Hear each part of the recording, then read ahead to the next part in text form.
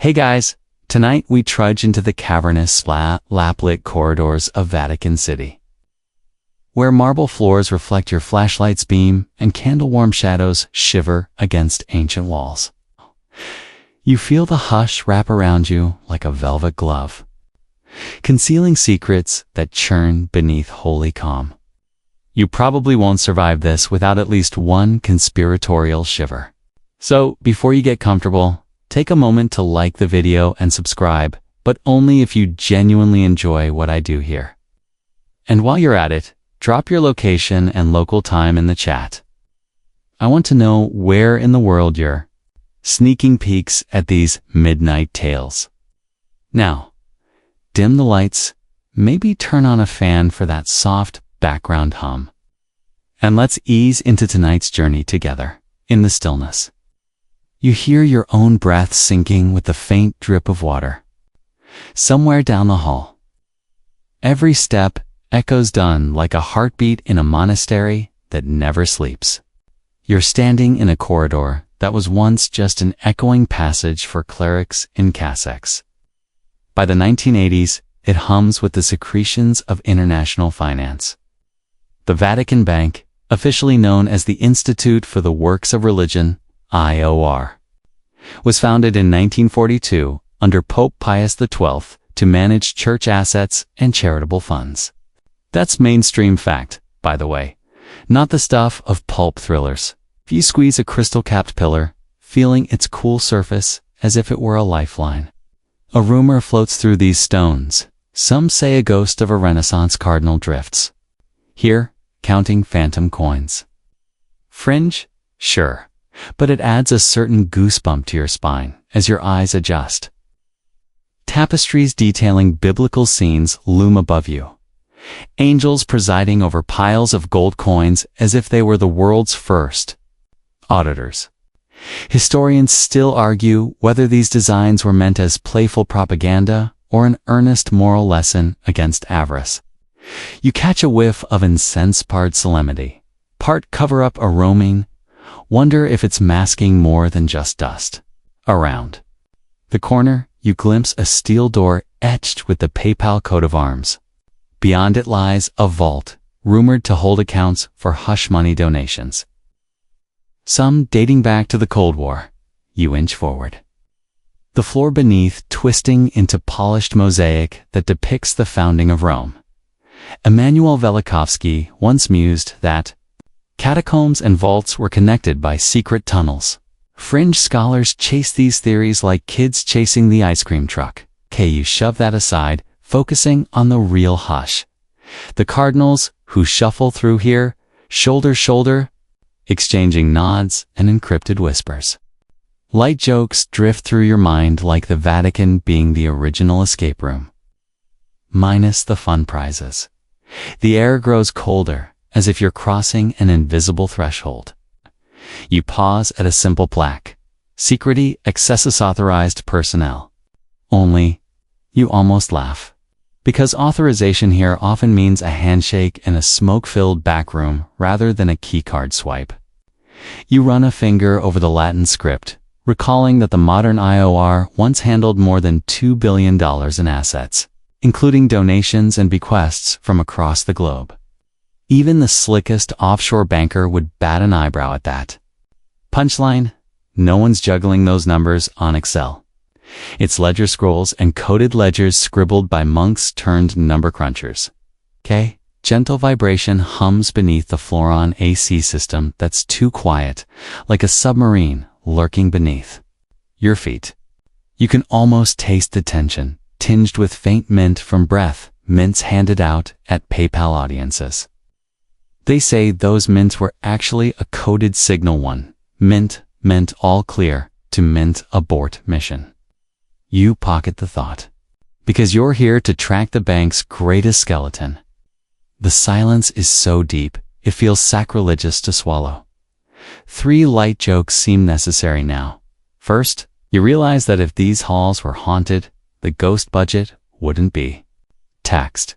Second, you consider slipping in a prayer for your Wi-Fi signals just in case someone wants a behind-the-scenes Insta story from hell.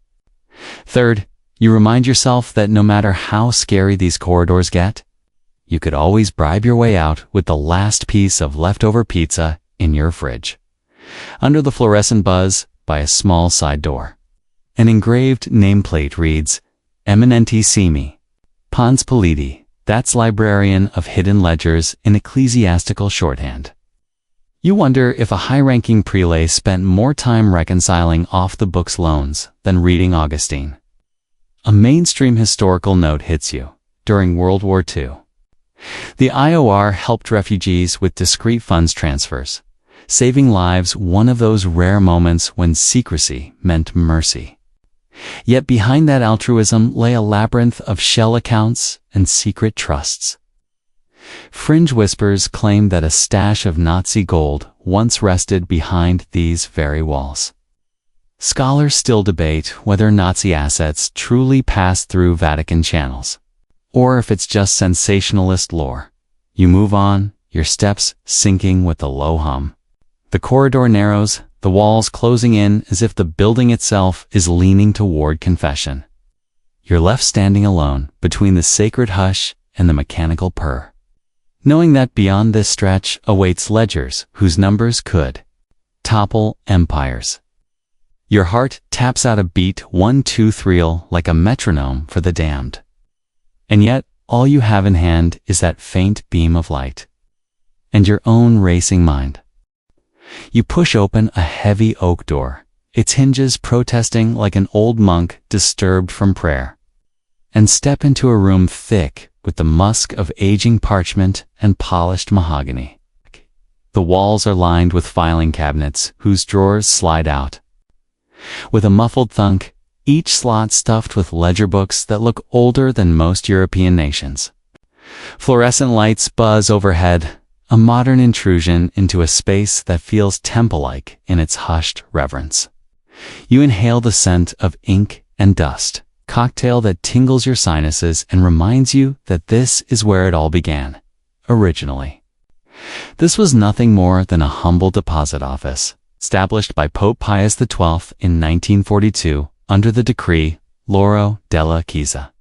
Its mission was straightforward: safeguard, charitable donations from well-meaning parishioners and funnel alms to refugees fleeing war-torn Europe. That's the mainstream origin story, almost quaint compared to what it would become. You tap a ledger spine labeled Refugee Aid, 1943. Feeling the grooves where devout fingers once traced their donations. Fringe whispers insist the very first deposit included a Vatican savvy. Families' share of stolen jewels from a Sicilian palazzo. Historians still argue whether that rumor springs from fact or fancy. As you stroll deeper, fluorescent light gives way to a single green-shaded lamp perched atop a heavy desk, its glass glowing like an emerald beacon in a sea of brown bindings. Under its warm glow, you spot an antique adding machine, clacking gears and toothy cogs that seem primed to crunch your hopes of ever understanding these numbers. Modern asides sneak into your mind. You imagine scanning these documents for cloud backup or OCR, then giggle at the thought of Gregorian chant ringtones for balance alerts. Joke 1. You'd kill for a digital password recovery tool right about now, 'cause your pen and paper ledger skills peaked in middle school math class. Back in 42, the world was tearing itself apart. Credit lines evaporating, currencies collapsing. The Vatican's deposit office stepped into the void, quietly brokering currency exchanges when no one else dared. Tellers, many of them clerics trained more in theology than finance, learned on the job, balancing drachmas, francs, and lira.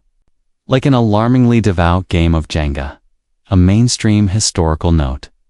By 1951, the institution had amassed over $10 million in assets, partly through discreet foreign exchange operations that made even Swiss bankers curious.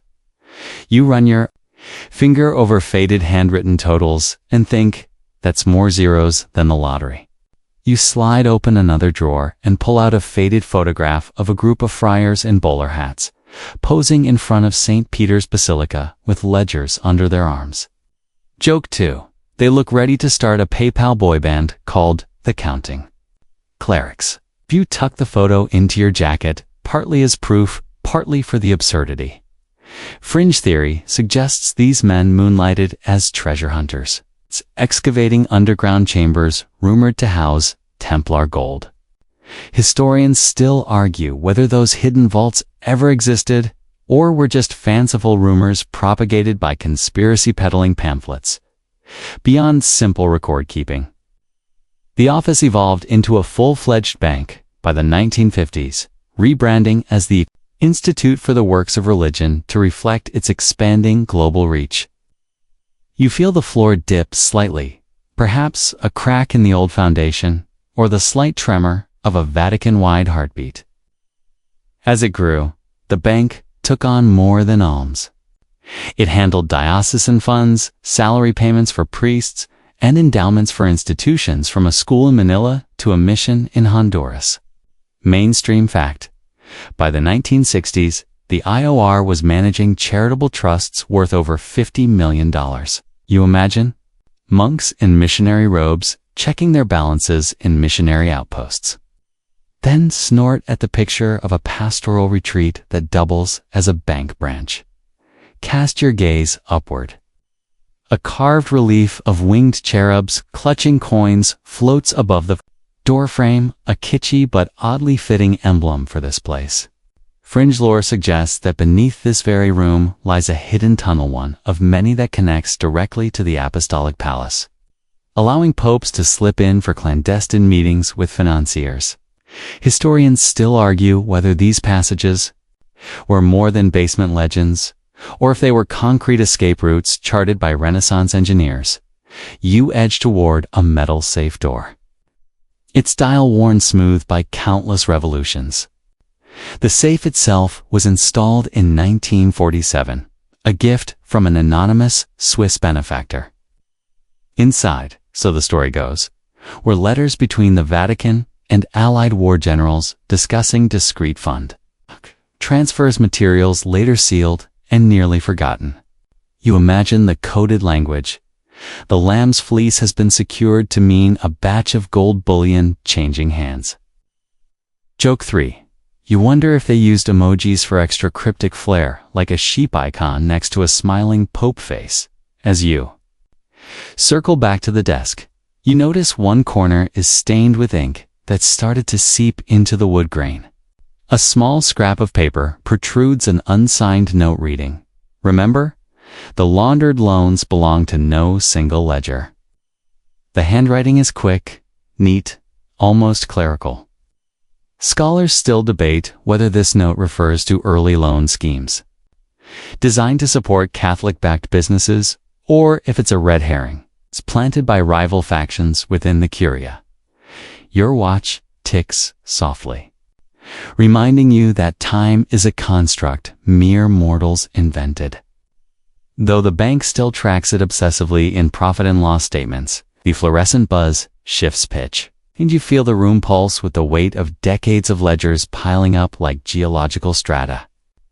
You lean in, tracing a row of zeros scribbled next to donations for orphanages, then notice a coded margin note in Latin about third-party beneficiaries.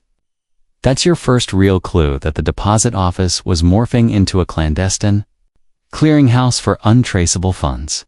You step back, let your shoulders relax, and imagine the low hum of a modern-day data center replacing this lamp's green glow. The origins of the Vatican Bank appear deceptively pious, safeguarding alms, aiding refugees, but beneath that veneer, you sense the first tendrils of a financial powerhouse taking root. As you close the top drawer, the soft click echoes like a judgment bell. You pocket the photograph of the counting clerics and feel a thrill. You've just witnessed humble beginnings that would later spin into scandals echoing through headlines worldwide. You turn back to the corridor, ready to shuffle onward. Behind you, the lamp dims as if reluctant to say goodbye. Ahead, more doors beckon each, promising new revelations. You swallow, feeling that old monk's breath at your neck. Half holiness and half complicity, and step out into the hush once more. You slip back into the corridor's hush, the patterned marble gliding beneath your feet like a polished stream. Ahead, a bookshelf tilts slightly, its spines of theological treatises vibrating with a dull hum. Your fingers trace a carved relief of the double cross, an innocuous emblem, except legend claims it's the secret sign for a hidden latch. You push, and the shelf pivots inward, revealing a narrow staircase that descends into a subterranean salon. The air shifts, carrying a whisper of pipe tobacco and aged port. As if someone upended a sommelier's dreams in this clandestine lounge. Your heartbeat speeds, tuned to the soft drip of condensation from an overhead pipe, and you realize you've stumbled straight into a rendezvous of shadows. The meeting place of propaganda, the infamous P2 Masonic Lodge. You duck under a low beam coated in soot. Stepping into a room lit by amber wall sconces and a lone chandelier dripping crystal. Tears. Velvet curtains hang at half-mast, muffling sound like a medieval noise-canceling headphone. The walls are decorated with portraits of austere men in three-piece suits, their eyes tracking you with uncanny precision. Mainstream fact: propaganda. Or P2, was officially disbanded by the Italian government in 1982. After investigators uncovered its rogue network of politicians, military officers, and bankers linked to corruption and illicit activities. You swallow at the thought that some of these same figures were rumored to slip behind these walls, whispering ledgers and directives that would shape Italy's fate. A long mahogany table stretches before you, surface scarred by decades of ink stains and the occasional cigarette burn. Leather-bound notebooks lie open, pages annotated with coded references. Account 47X. Chapter 9, or Operation Hermes, awaiting clearance. Fringe rumor has it that P2 members consulted tarot cards before each major vote, believing the Fool's card would guide them to hidden opportunities. You chuckle inwardly at that image Masonic grandmasters dealing in divine comedy, yet you tuck away the thought, 'cause in a place this secretive, even the absurd might mask truth. Historians still argue whether these arcane rituals held genuine sway or were mere theatrics to bind members in ritualistic loyalty. You creep closer, running your thumb over a scratched inscription on the table's edge: Jali plus IOR equals infinity. Licio Gelli, the lodge's enigmatic maestro, boasted of his uncanny access to the highest vaults of power. Mainstream historical note: investigations revealed P2 operatives siphoned money through front companies, some registered in Lugano, some in the Vatican's own storied bank, to fund covert political campaigns and tip elections. You edge away from that suggestion, picturing electoral ballots smeared with invisible ink. Modern aside, you imagine these schemers trading crypto wallet addresses instead of black envelopes. And you smirk at how antiquated the whole operation must have felt by today's standards. The room's far corner holds a glass-fronted cabinet displaying bizarre relics: a broken Illuminati triangle, a chipped full moon medallion etched with zodiac signs, and a single black glove. Fringe scholars claim the glove belonged to a P2 initiate who died under mysterious circumstances, maybe a curse. Some say, or just a poorly timed heart attack after reading too many sordid ledgers. You poke the glass, half expecting it to spring open. Instead, you leave a ghostly fingerprint that glows under the amber light. Historians still argue whether any supernatural undertones permeated these meetings, or if it was all high-stakes political theater. 3 light jokes drift through your mind to keep the tension from snapping your spine. First, you wonder if the glass-walled cabinet was meant to showcase trophies or to intimidate latecomers. It's like a haunted house with accounting memorabilia. Second, you consider the absurdity of underground lodges convening for lectures on Vatican tax exemptions. Third, You question if Gelli ever wallowed in buyer's remorse after merging his secret society's budget with Holy See finances. Each quip catches you off guard, and you must gently stifle your laughter so it doesn't echo like a heretical confession. You step toward a side door marked Caveo Segreto P2. Its lock absentees if imploring trespassers. Behind it, rows of file boxes labeled in shaky handwriting await your inspection. Benefactors, disbursements, political influence, classified. You extract a folder titled IOR Connection, 1976 to 1980, and riffle through faded documents. One paper, stamped with the Vatican's triple tiara seal. References temporary custody of funds earmarked for social initiatives, though no parish records acknowledge these transfers. A mainstream fact surfaces. In the late 1970s, prosecutors alleged that some Vatican bank accounts were used as conduits for funds destined to P2-linked enterprises. Though the Vatican consistently denied knowing of any institutional involvement, you can practically taste the tension between official denials and investigative subpoenas. You tuck the folder into your jacket, sliding the door closed behind you with a creak that seems far too loud in the oppressive silence as you retrace your steps up the staircase. The corridor's cool air greets you like a chastising breath of fresh truth. The amber glow below recedes, leaving you clutching that secret dossier like a loaded confession. You can still almost hear distant laughter perhaps, the echo of Gelli's sly grin reverberating through the marble chambers above. The wedge you've driven between the Vatican Bank and P2's covert machinery feels tangible, okay? But you know this dance is far from over. Outside, the corridor extends toward a grand archway, beckoning you onward to the next scandal-hidden alcove. You touch your jacket where the folder rests, its weight a silent vow to unearth every recorded whisper. Ahead waits more secrets, loans, lifelines, and ledger lines drawn between holiness and hubris. Steeling yourself, you step forward, ready to follow the money's ghostly trail through the heart of the Holy See's darkest partnership. You pass beneath a carved PayPal crest and into a vaulted hallway where frescoes of saints seem to watch your every move. The air is tinged with a whiff of old parchment and recycled confidence. Like someone tried to freshen the place with church bazaar potpourri. You brush your fingertips along a bronze handrail engraved with tiny keys, recalling the dossier you pilfered from the P2 archives. It nestled beneath your coat like a forbidden prayer. Ahead, a heavy steel door labeled Creditees Specially stands half ajar. Beyond it lies the heart of the Vatican Bank's most audacious gamble, suspicious loans that vanished into thin air. When you slip inside, the fluorescent lights flicker overhead, casting jittery shadows on shelves stacked with loan files. Mainstream fact. In the late 1970s and early 1980s, the Institute for the Works of Religion extended hundreds of millions of dollars in loans to a tangle of companies, many of which promptly disappeared or declared bankruptcy, leaving the IOR holding the bag. You pick up a thick bundle stamped LNRF 1979.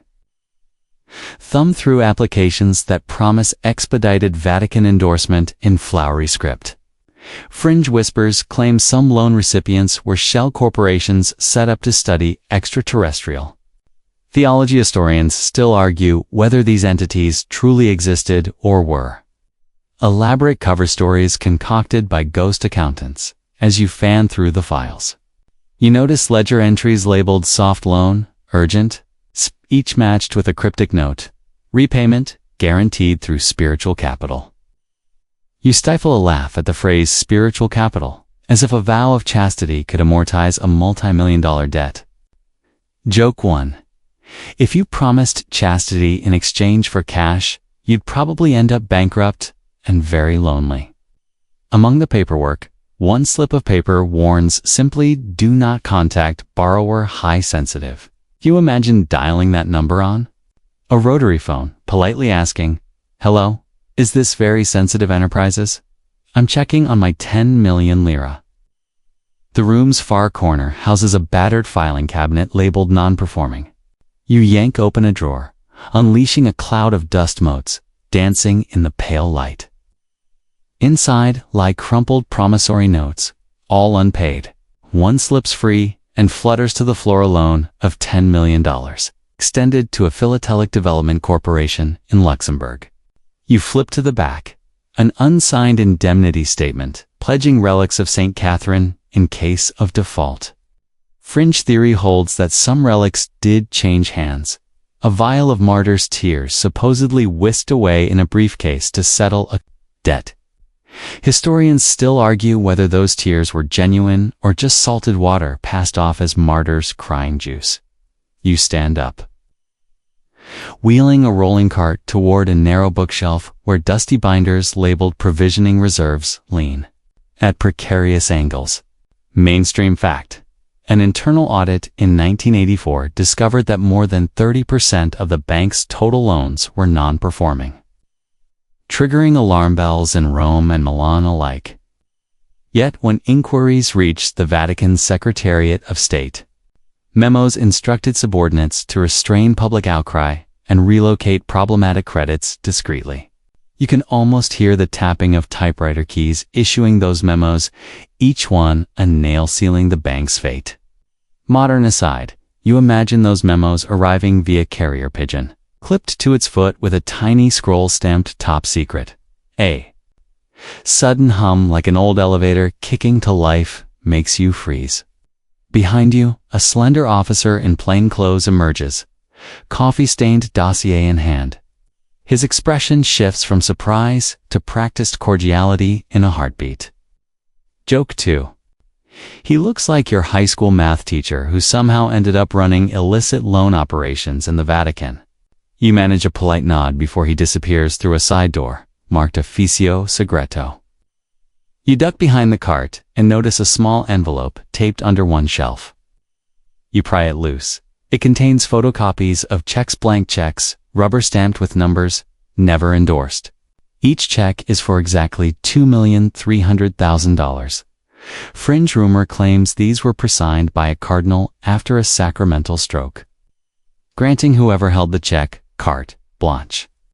Historians still argue whether those pre-signed checks were ever cashed, or simply passed around like bizarre communion wafers. You take a deep breath, then there it is, the biggest giveaway. A single, thick ledger bound in crimson leather labeled Commissioni Riservate. Opening it, you find entries of commission payments, 2 officials in Italy, to banks in Switzerland, even to a consultant, Jakarta, with all the charm of a cynic's dream. One line reads, Dr. Hassan Wahid Consultancy on Middle East. Humanitarian loan, $500,000. Another Monsignor X confidential allowance, 100 kilograms of gold bullion. You swallow hard at that last one. Joke 3. Imagine lugging 100 kilos of gold through security. Better start doing those squats. Amid the calculations, a handwritten margin note in Latin catches your eye. Crimina pecuniaria, erodent credibilitatem, sed numquam, deficient potestatem, financial. Crimes erode credibility, but never fail power. Fringe theorists insist that phrase was penned by a rogue cardinal who plotted to use the bank as a geopolitical weapon. Historians still argue whether that cardinal existed or was pure myth. Nonetheless, the tone strikes you. Power held at any cost, beyond scrutiny, beyond morals. You flip past endorsements and cancellations, feeling the weight of vanished fortunes. A mainstream fact surfaces.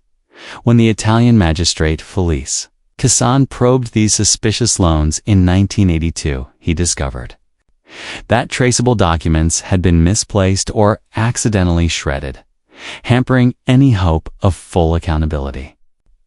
You imagine a monk with a paper shredder in one hand and a burning candle in the other, simultaneously sanctifying and obliterating evidence. Your pulse quickens as you recall the lonely corridors above, lined with murals extolling charity and humility.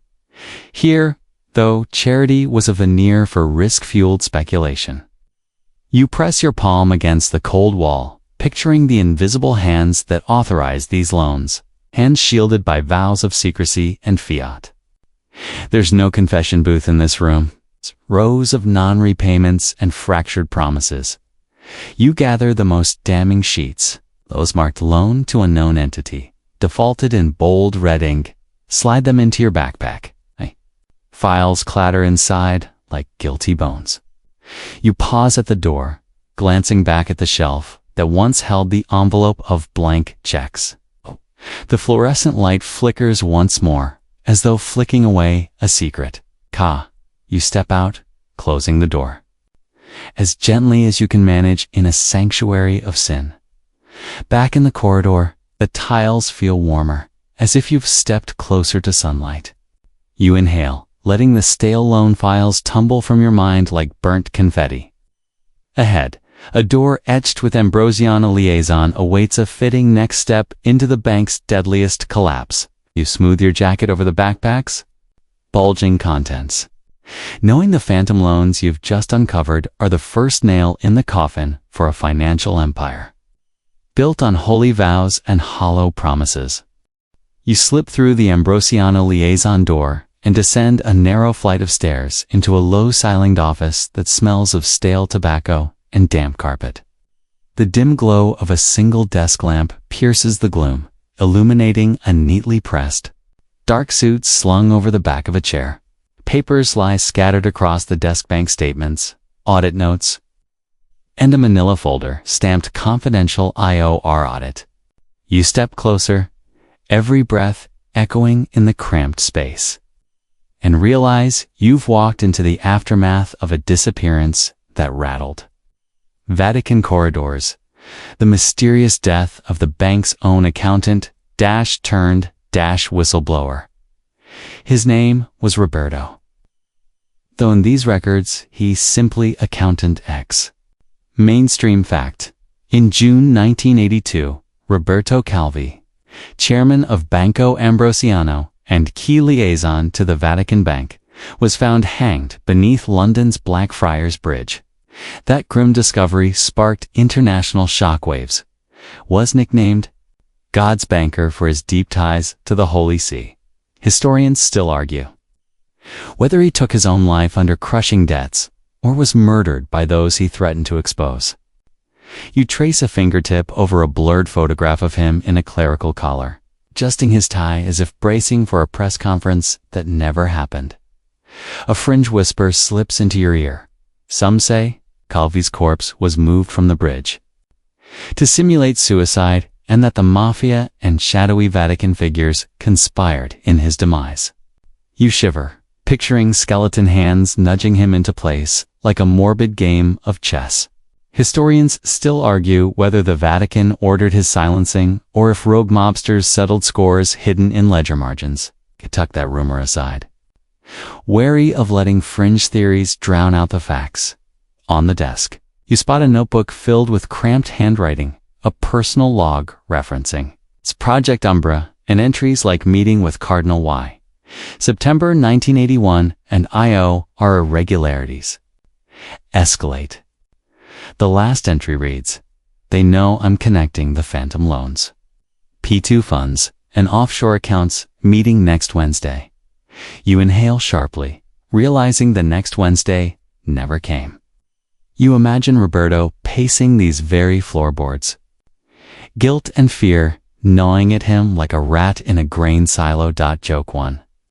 You wonder if his biggest mistake was wearing that suit. No discreet, hidden microphone could have saved him from getting caught in the rain under a bridge. Beside the notebook, a half-empty flask engraved with the PayPal insignia sits open, its contents long evaporated. You tip it gently. The clink of metal against wood startles you.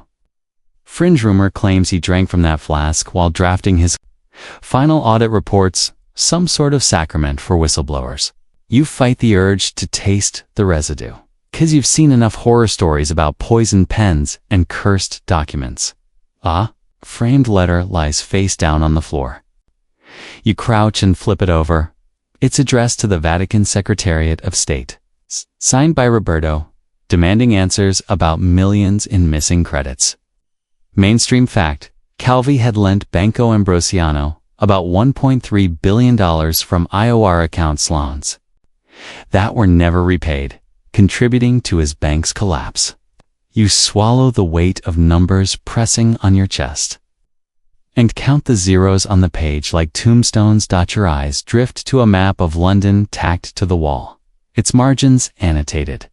In Italian: bridge, church, crypt, mortlake, the spots where his body was rumored to have been transported. Historians still argue whether the map marks an unintended suicide spot or a carefully planned murder site. Fringe theorists claim the Vatican used a secret tunnel under St. Paul's Cathedral to move the body undetected. You roll your eyes at the absurdity, but can't deny the thrill as you imagine shadowy figures ferrying corpses through catacombs. 3. Light jokes flit through your mind as you close the notebook. First, you consider the absurdity of an accountant getting entangled in crimes that outshine mob movies. Second, you joke that if he'd stuck to balancing household budgets, none of this would have happened. Third, you wonder if there's ecclesiastical insurance coverage for whistleblowers who get knotted up in lethal conspiracies. Each quip helps. You breathe through the tension, stifling a gasp when a floorboard creaks behind you. There's a whir of ventilation above. You lean back to study the ventilation grill, half expecting a secret camera lens to blink at you. Instead, you find a set of etched initials, RC 1981.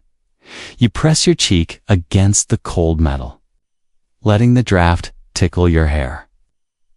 A fringe note in your mind. Some believe Calvi scratched his initials here as a clue for anyone brave enough to pursue the truth. Historians still argue whether those initials were genuine or a later addition by investigators chasing leads. You scan the desk's top drawer and find a bundle of keys, 5 tarnished brass keys on a heavy ring, one shaped like a PayPal cross. You turn each key over in your hand, the metal cool but oddly familiar, like the skeleton key you glimpsed in the loan room. Smiling at the callback, you slip them into your pocket. Just then, a distant footstep echoes from above, soft, deliberate forcing. You too freeze mid-motion. Your heart pulses in time with the creak of the stairs before you can duck deeper into shadows. The door swings open and a thin figure appears in the doorway, silhouetted by a faint corridor light. You lean forward, straining to catch his features. He's wearing a cassock, but his sleeves are rolled up, revealing a gold watch and dark forearm tattoos, likely adornments for a Monsignor. Joke 2. You can't decide if he's penitent or a biker priest enforcer for the bank. Clears his throat and motions to you, voice hushed. They're asking for you upstairs. Your pulse accelerates. You instinctively back away, hand brushing against the desk lamp, sending its arm rattling against documents. The man steps farther in, eyes flicking to the scattered papers. You can almost hear the gears of his mind calculating whether you're friend or foe. Historians still argue whether Vatican insiders were direct participants in Calvi's death or simply powerless pawns in a larger geopolitical game. Fringe whisper suggests that this very Monsignor delivered the final orders to silence Roberto. Proof or paranoia? You can't tell yet. With one fluid motion, you grab the keyring and the manila folder and dart through a side door marked Stairwell to Inquisition Wing, slamming it behind you. The corridor tilts upward, as if you're climbing out of a grave. Your footsteps echo until they're swallowed by a sudden shaft of daylight streaming down narrow steps. You pause and refill your lungs with oxygen laced with the scent of wet stone, as if you've just exhaled the stale secrets of this office. Outside, the door swings open onto a small courtyard still damp from an early morning mist. You lean against the cool stone wall, heart pounding like a church bell at midnight. In your jacket pocket, the notebook with Project Umbra and the keys to hidden vaults jingle together. You lift the manila folder, demand letters, ledger, printouts, death threats, feeling the gravity of knowledge that nearly cost a man his life. Joke 3.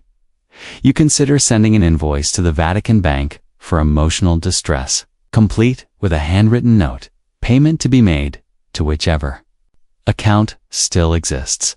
You smile despite yourself, because laughter is the only exorcist strong enough to dispel what you've just witnessed. You tuck the folder under your arm, adjust your jacket, and step away from the courtyard, ready to follow the next thread of secrets. Behind you, the courtyard's gargoyles watch with stone impassivity, as though indifferent judges of the living. Ahead, the path leads back inside to more hidden chambers, more vanished fortunes, and perhaps one more skeleton waiting to be dragged into the dim light. You step back through the ornate archway into a narrow passage that curves downward, each breath echoing like a whispered confession. The damp stones underfoot still carry the scent of courtyard mist, but here the air grows warmer, tinged with the faint aroma of aged leather, reminding you of that crimson commissione reservate ledger tucked under your arm. Before you stretches a paneled door marked Banco Ambrosiano Liaison. You slip the brass key you pilfered into its lock and turn it, the click resonating like a starting bell. Beyond lies the story of a spectacular crash at Lee's mightiest private bank brought to its knees, dragging the Vatican's reputation into the rubble. You cross the threshold and find yourself in a hushed boardroom. Its long walnut table scarred by decades of high-stakes negotiations. Portraits of previous Ambrosiano presidents hang on green velvet walls, their painted eyes tilted downward as if scolding you for intruding. On the table, an open file bears the headline Creasy 1982 in bold type. Mainstream fact. In July 1982, Banco Ambrosiano collapsed under a debt of over $3.1 billion, marking the largest banking failure in Italian history to that point. You press your palm to the cool tabletop, feeling the vibration of panic that must have rippled through Milan's financial district. Historians still argue whether mismanagement or deliberate fraud dealt the fatal blow. A fringe rumor surfaces beneath Milan's Duomo. They say Ambrosiano once stashed gold bars worth hundreds of millions, intended as collateral during a liquidity crunch. Some conspiracy theorists claim secret tunnels connect that vault to Vatican City, allowing discreet metal transfers. You smirk at the image of cardinals and bankers in hard hats, hauling bullion on wheelbarrows through echoing catacombs. Joke 1. If true. That's one spiritualized gold rush, minus the cowboy hats. You gather scattered documents, forged letters of credit, backdated endorsements, and photocopies of Swiss account statements. Each bears the Vatican's triple tiara seal, an official imprimatur that lent credence to a web of shell companies. One paper notes a $150 million loan, extended to a Pan-American finance corporation registered in the Bahamas. No offices, no staff, just a P.O. box and a fax line. Fringe Whisper insists those funds financed off-the-books operations for P2 Associates. You tuck the sheet into your notebook alongside Project Umbra references. Impressed by how this collapse wove strands from phantom loans, P2 machinations, and Vatican silence into a single destructive tapestry. Your fingertips trace the margin of a confidential memorandum, expose illicit flacectician at stake. The memo's author, haranguing IOR official, warned that if Ambrosiano's losses went public, investors would flee and the Vatican's own reserves would shatter. Instead, the memo vanished, shredded or spirited away like contraband. You imagine monks at midnight, flicking paper through flame, chanting Latin prayers for financial absolution. Historians still argue whether those shreddings were orchestrated by the Vatican or executed by mob enforcers contracted for secrecy. Sound like distant thunder rumbles through the floorboards. If you glance at an antique globe in the corner, it's faded oceans, reminding you that Ambrosiano had branches from Sao Paulo to Tehran. Mainstream fact. By the early 1980s, the bank managed over 4,000 correspondent relationships worldwide, underwriting trade and financing governments. Yet when the crash came, those same relationships offered no lifeline, only accusations and subpoenas. You imagine cubicle after cubicle, accountants staring blankly at balances that refuse to add up. It's like a cosmic joke at the expense of savers. 3 light jokes flutter through your mind to break the tension. First, you picture a board meeting, where executives argued over cappuccino foam ratios while the balance sheet erupted in flames. Second, you consider the absurdity of investing in Areta Mobili, a defunct furniture company, just because its CEO had the same surname as a cardinal. Third, you joke that Ambrosiano's risk committee must have thought due diligence meant memorizing priority guest lists. Each quip nudges your shoulders out of a hunch you barely realize you're holding. On a side table, you spot a battered Rolodex with contact cards for key players. One bears the name Roberto Calvi beside a Vatican postal address. You flip the card open. Alongside him are lawyers, real estate magnates, and one Archbishop G. A skid mark in bold red ink across the card spells Non Rimborsato. You imagine Calvi pacing this very room, circling names in red markers, sealing his own fate one stroke at a time. The boardroom's windows are high and barred, offering only a slice of cloudy sky. You slide over to one, press your forehead to the pane, and gaze at the distant spires of the Duomo. That skyline once symbolized Milan's prosperity. Now it felt like a monument to hubris. A fringe story drifts by. After the collapse, pigeons allegedly nested in Ambrosiano's abandoned drive-up teller slot, carrying off shredded loan documents as nests for their chicks. You laugh, quietly nature's own. Forensic recycling program. You return to a thick dossier detailing lawsuits filed by depositors and creditors. Each complaint reads like a theatrical drama. Widows claiming lost life savings, charities left destitute, parishes in Argentina unable to pay teachers. Mainstream fact. Italian courts found Ambrosiano's chairman and several executives guilty of falsifying accounts, though many sentences were overturned on appeal. You flip through the verdict pages, noting how legal battles stretched from Vatican courts to London tribunals. Historians still argue whether justice was served or if powerful players were shielded by diplomatic immunity. Before you can absorb more, the door creaks and a hush falls. You turn to see a slender figure in a gray suit step into the room. A Vatican auditor, clipboard in hand, eyes calculating whether you belong. You freeze, heart hammering like a funeral drum, then duck behind the table. The auditor mutters to himself, glancing at documents, oblivious to your presence as he drifts toward the back door marked Secret Archives. You seize the moment, slip across the floor, and snag a tightly bound stack labeled Depositors List 1982. Your backpack grows heavier as you wrap the list in a protective sleeve. The ambient hum of fluorescent bulbs seems to intensify like a mechanical heartbeat warning you to move. You offer one last glance at the row of paintings on the left wall. The final portrait shows a younger Calvi, receding hairline and hopeful grin peeking out from behind his boardroom gavel. You trace the frame with a fingertip, feeling the film of grime like a severed connection to innocence lost. Slipping out through the liaison door, you re-enter the dim corridor. The marble underfoot feels cool again, easing the heat in your cheeks.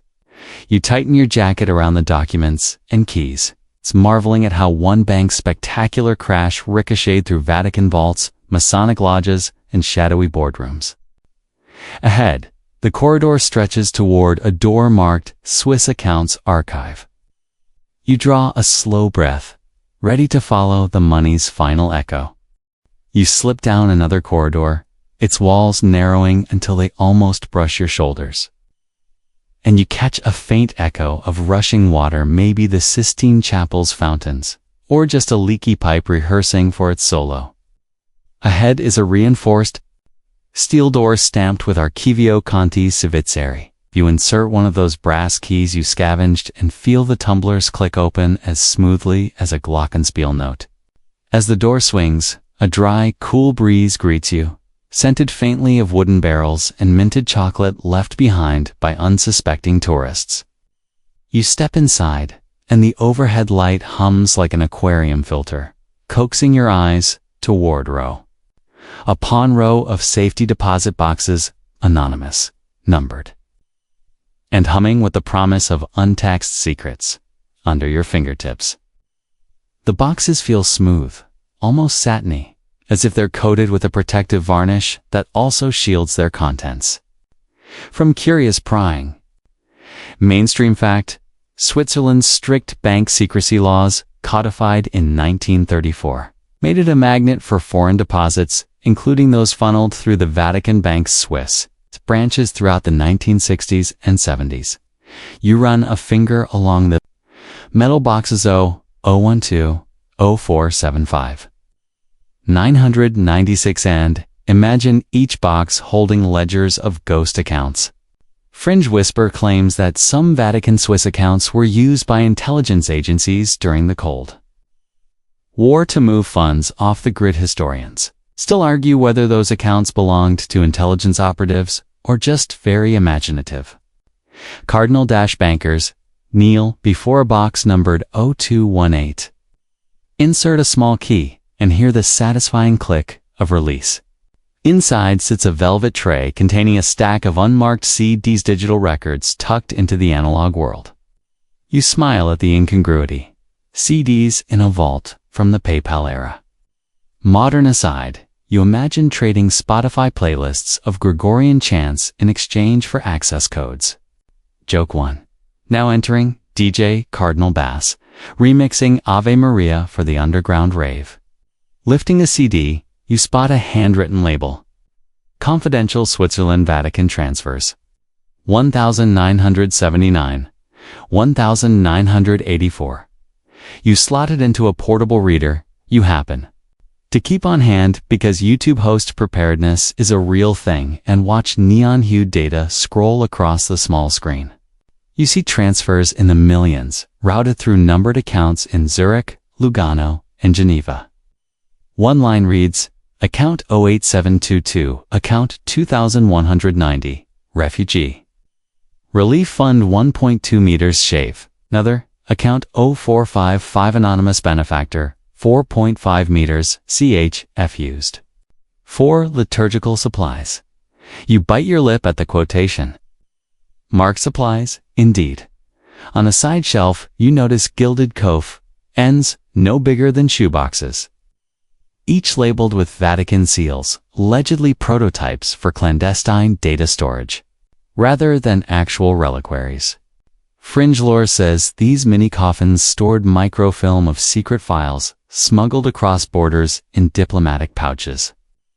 You lift one lid, half expecting to find a parchment scroll in a vampiric coffin, then laugh softly as you uncover nothing but empty velvet. Historians still argue whether these coffins ever served more than a decorative vanity project for the bank's procurement office. You stand and stretch, your back protesting like a monk after a marathon sermon. Your lamp's light glints off a polished brass plaque, dedicated to discretion. Beneath it is a small whiteboard scrawled with a list of account numbers and cryptic notes in Latin and Wehrmath. 0555. Petitions pending, 1690. Operations obscura. You scratch your head and scribble a mental note. Never underestimate the power of a whiteboard in a secret vault. Joke 2. Anyone need a subscription to Our Lady of the Whiteboard? You slide open another box, so 733, and find its contents more tactile. A burlap pouch, bulging with foreign coins, Swiss francs, German marks, Italian lira, even a handful of Austrian shillings. You tip them out into your palm, the clink of metal ringing like tiny church bells. In the mix, you spot a dozen gold coins stamped with Alois. Hitler's face fringe collectors insist these were minted during Austria's interwar period and smuggled into the vault to hide illicit gains. Historians still argue whether Hitler ever had direct ties to Vatican finances, or if these coins were simply part of broader, quote, European underground trading. On a low table in the center of the vault, you spy a vintage suitcase locked with thick straps. The IOR seal is burnt into its leather, an unmistakable mark of papal provenance. You pick the lock with one of your pilfered keys, grin at the simplicity, and open it with a soft creak. Inside are stacks of banknotes. Swiss, Italian, British pounds. Even a handful of American dollars faded from sunless storage. Each stack is bundled with handwritten ribbons. Reserve bunker, emergency liquidity, discretionary fund. You riffle through a bundle labeled emergency liquidity. To wonder what crisis prompted its creation, maybe that sensational collapse of Banco Ambrosiano.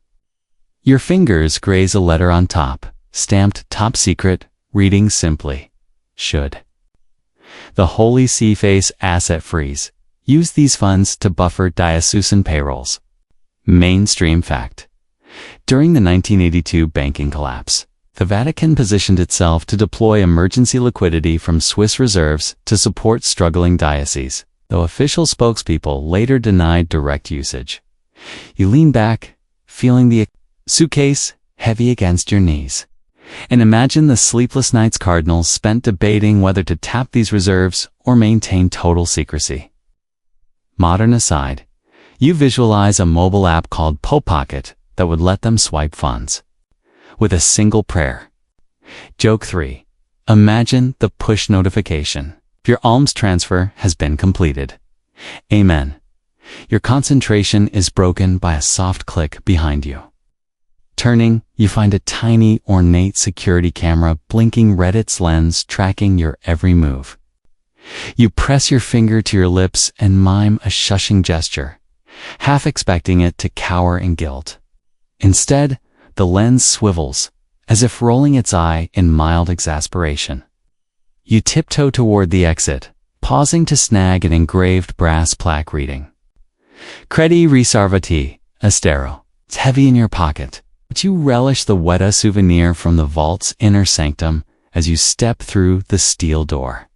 Closing it behind you with a final resonant thump, you feel the Swiss account's hush cling to your clothing like static.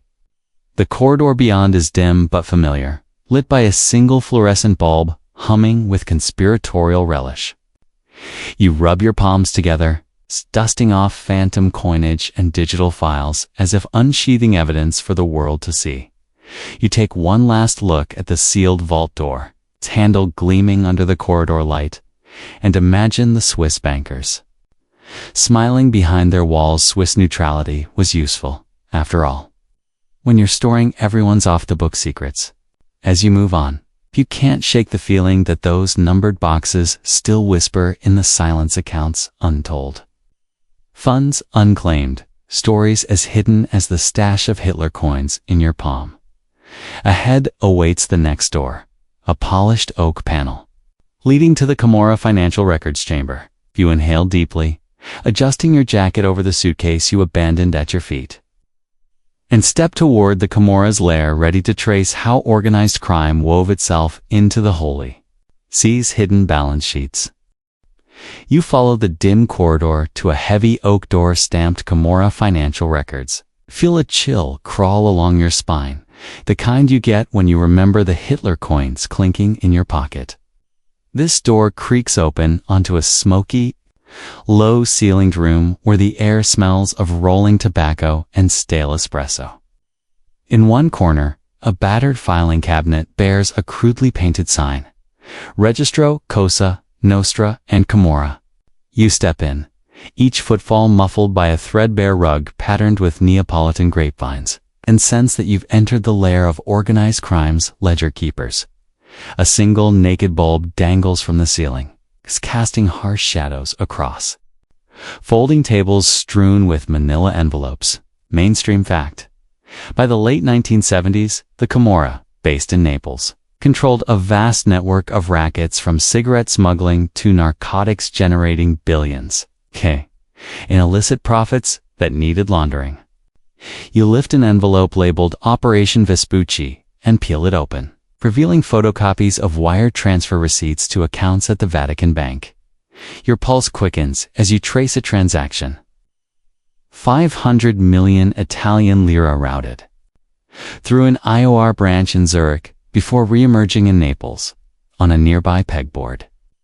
Faded Polaroid snapshots hang from pushpins, photos of suited men exchanging thick envelopes on marble church steps.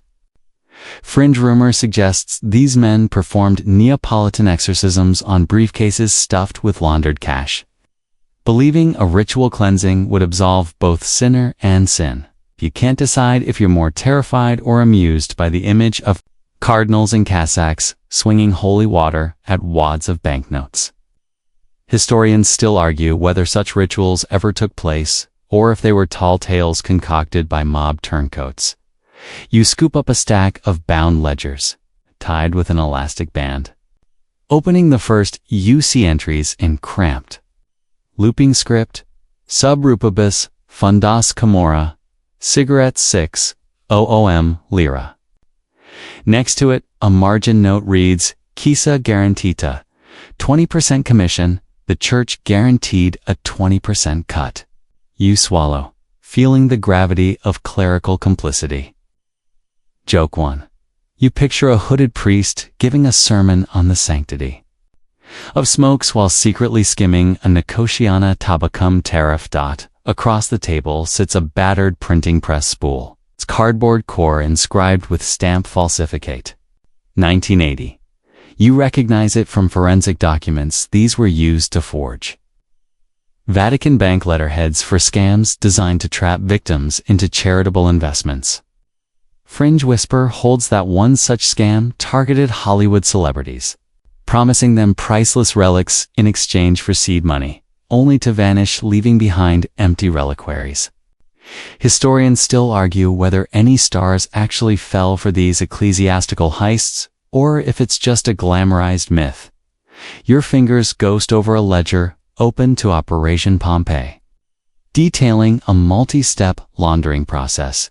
Cash collected in Naples, transferred via Swiss shell companies, filtered through Vatican accounts, and reinvested in real estate developments near Portofino. The real estate brochure tucked inside shows pastel villas with private harbors, an estate named Villa Sant'Apolago marketed to anonymous offshore trusts.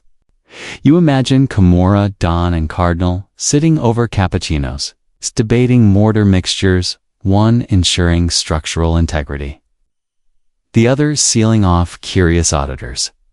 A low hum from a corner speaker crackles to life, playing a scratchy recording of a priest's voice reciting litany, Dominus Peccata Nostra, as if invoking atonement for each currency conversion. You lean in, half expecting coded messages to emerge between the chants. Modern aside, you wonder if today they'd swap that humble speaker for a Spotify loop of Gregorian chants. It's overlaid with blockchain transaction alerts. It's joke 2. Next on the Vatican playlist, Liturgy of the Ledger. You catch sight of a leather-bound book chained to the table, its cover stamped Camorra Testimonium. Carefully unhooking it, you find transcriptions of clandestine meetings between mob bosses and high-ranking clerics. One passage reads, Il Cardinale ha promesso immunita per I nostri in vicinity in agriturismo. The cardinal promised immunity for investments in farmsteads. Neat cover for money laundering disguised as agrarian revitalization. Mainstream fact. Several agritourism ventures in southern Italy were formally registered under religious orders, allowing profits to flow tax-free into Vatican coffers before returning to criminal hands. Historians still argue whether the Vatican hierarchy knew of these structures or simply turned a blind eye. A small, chipped figurine of Saint Januarius sits beside the ledger's chain, its glass vial filled with simulated dried blood, the very relic paraded through Naples every year. Fringe conspiracy whispers that the Camorra once dipped bundles of cash into the relic liquid, believing the saint's miracle would sanctify their ill-gotten gains. You can't tell if you're disgusted or amused by the thought of money baptized in conjured saintly goo. 3 light jokes flicker through your mind. First, imagine a mafia sermon where they bless the money before counting it. Second, you picture the saint retching at the sacrilegious dip. Third, you muse about proposing a new Vatican Bank service. Divine currency exchange cleanses your funds and your karma. Each quip eases the tension just enough for you to breathe without tilting into panic. You close the chain tome and spot a small door set into the wall, barely bigger than a cat flap labeled Confessioni Banchery.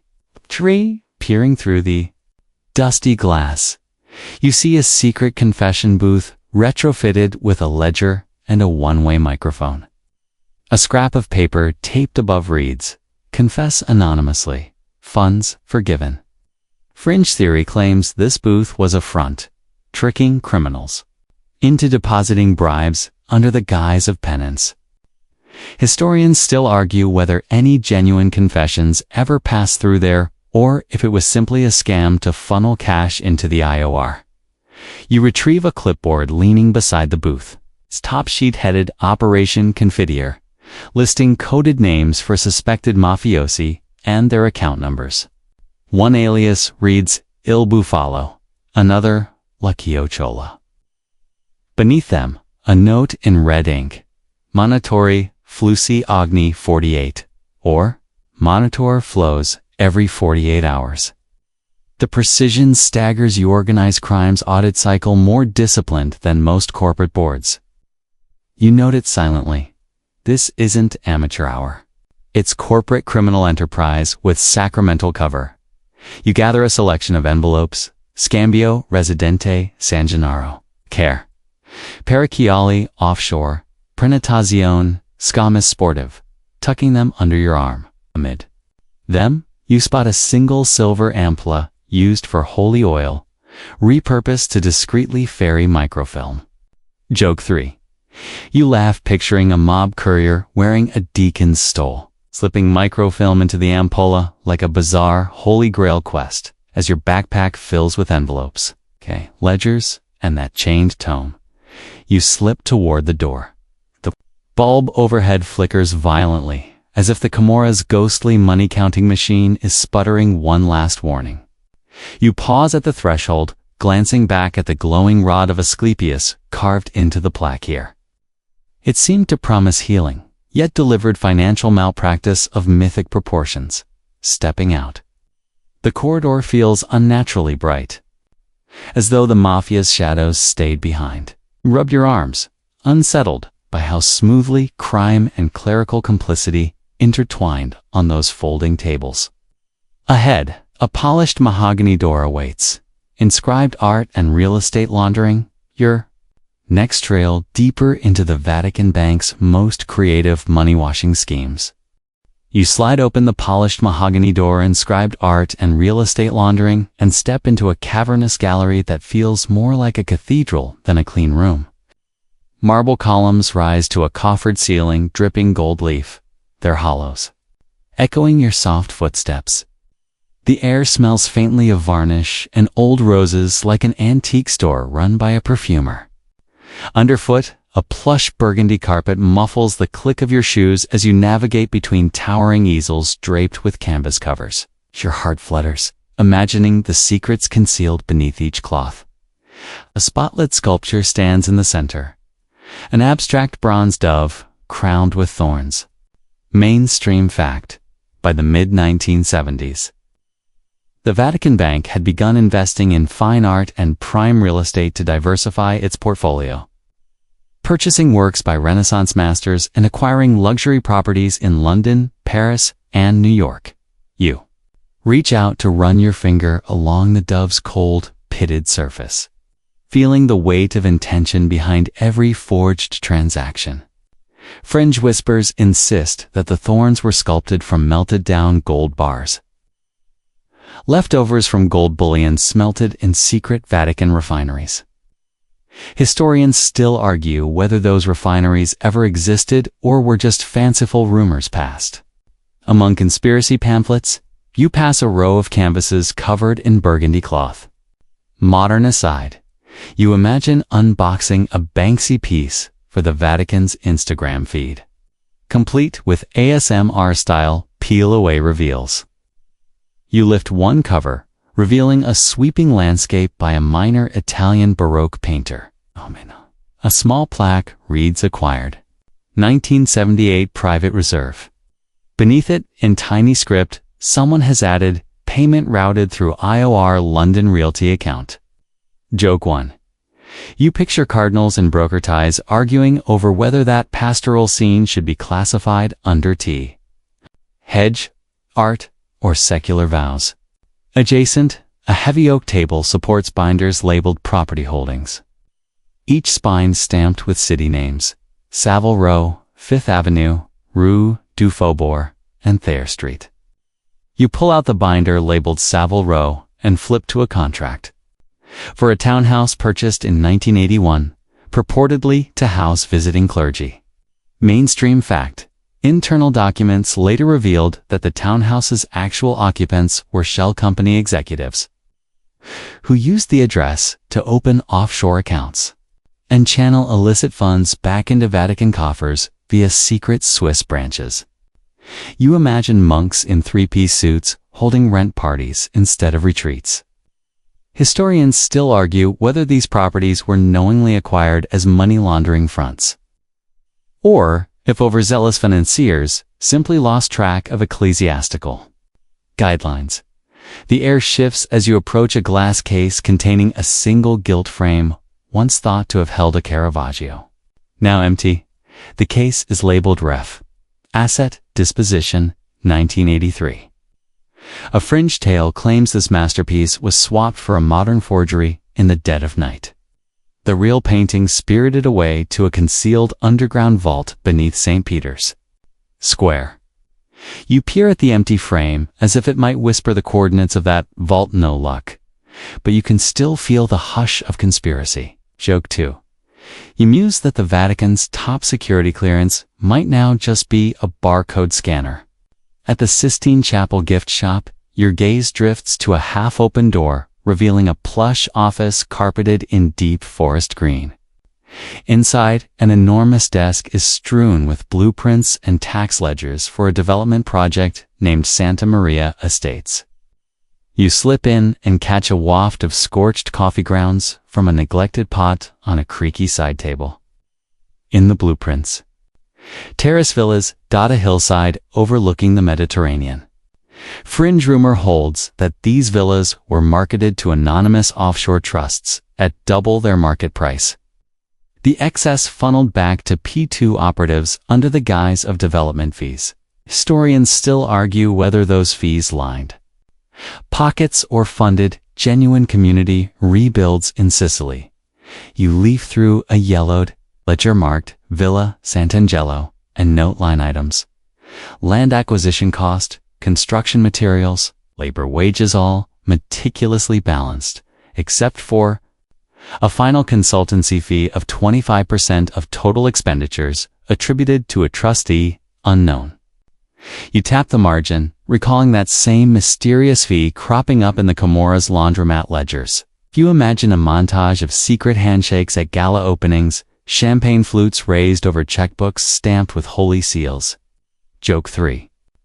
You can't help picturing an investor brochure promising divine ROI, return on indulgences, under the desk. A leather-bound scrapbook overflows with newspaper clippings praising the Vatican's charitable housing programs. You pull it free and skim headlines. Holy See funds, slum redevelopment. Cardinal's Corner House, slumlord rumors.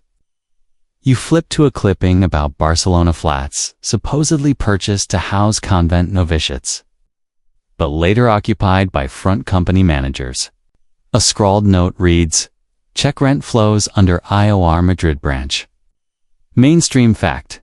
A 1990 leaked document confirmed that several such properties were registered under shell entities, obscuring the true beneficiaries and allowing rental income. To re-enter untraceable channels in Vatican accounts, you pause by a sleek silver vault door embedded in the west wall. Its round dial gleams. You recall the brass keys jingling in your pocket and select one stamped with a fleur-de-lis, the key to this art vault. It's a ceremonial gift from an anonymous collector. The tumblers align with a soft pop, and the door swings open onto a narrow corridor lined with metal racks. Inside, dozens of parchment-covered crates bear labels, private reserve collections, Vatican Oppenheimer Trust, and one tantalizing hermetic archives, do not open. You slip into the vault, the corridor light replaced by a single torch's golden glow. Inside the crates, you find rolled canvases wrapped in cloth, stacks of architectural plans for luxury developments, and small wooden chests containing miniature reliquaries. One reliquary is inscribed with a date, 1902, long before Vatican Bank's art investments. Fringe lore says it was repurposed to hold gemstones used as liquid.